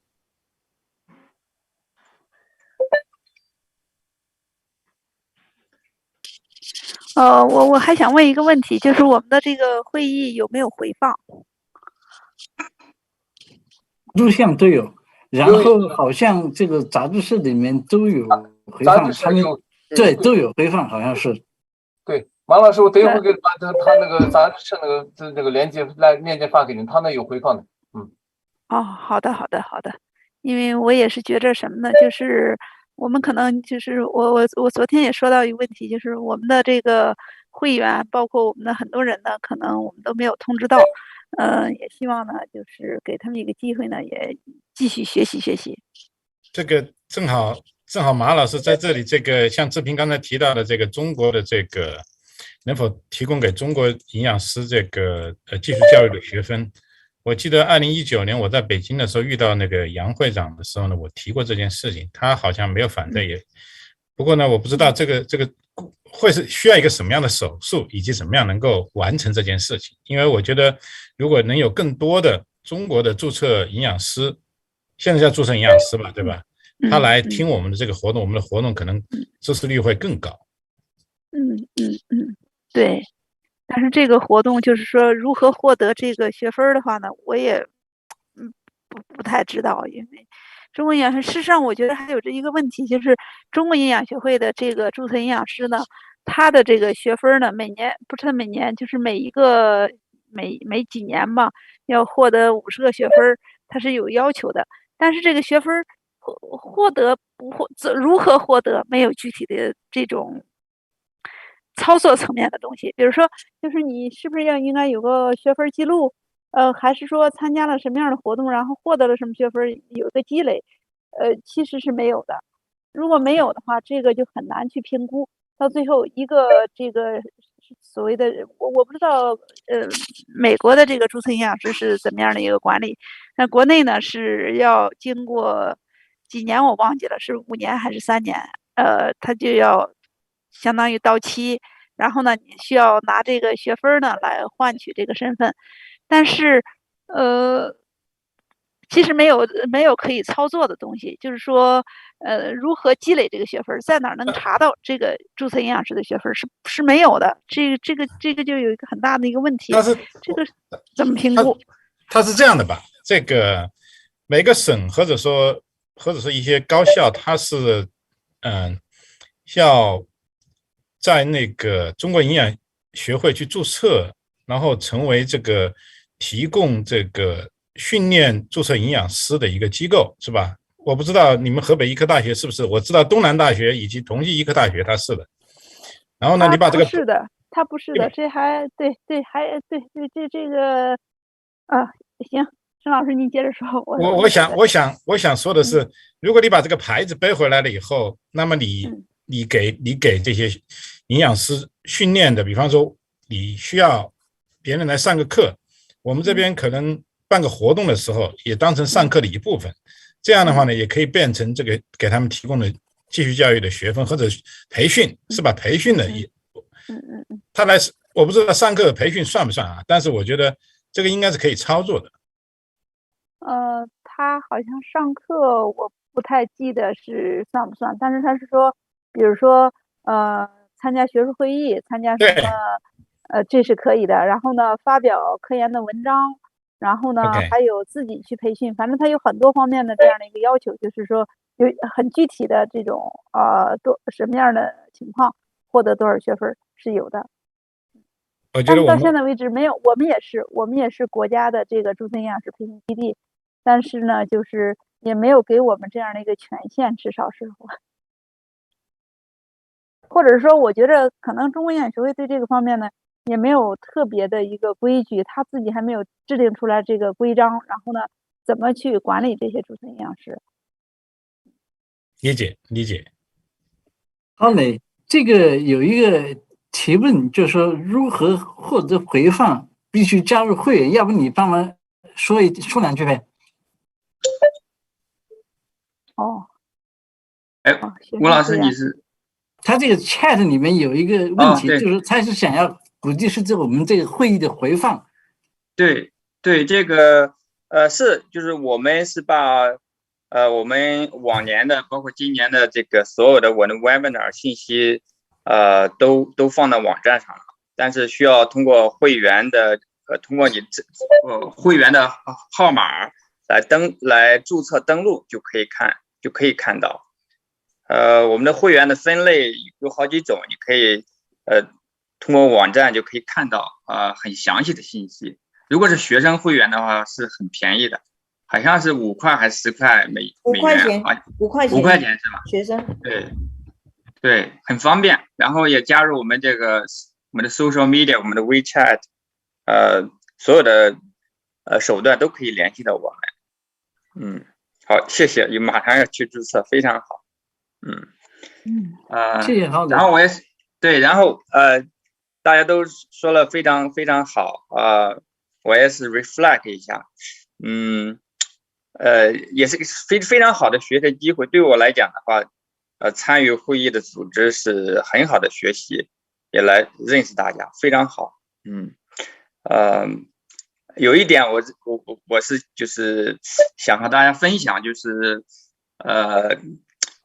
就在目前的这个世界的这种环境当中，促进这个怎么来思考，促进这个咱们中美学生这个交流学者的交流，这个研究的交流，这个非常重要。现在因为有个趋势，因为大家也了解，现在整体的这个中美的关系不是特别好，然后这个世界也很动荡那么我个人还是比较就是促进，就是我个人的观点还是作为这个科技人员，我们还是来想办法来巩固提高我们中美的学术交流。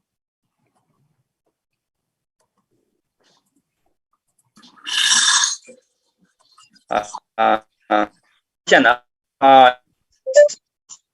也有个人的非常不能。好嘞，你的线不好。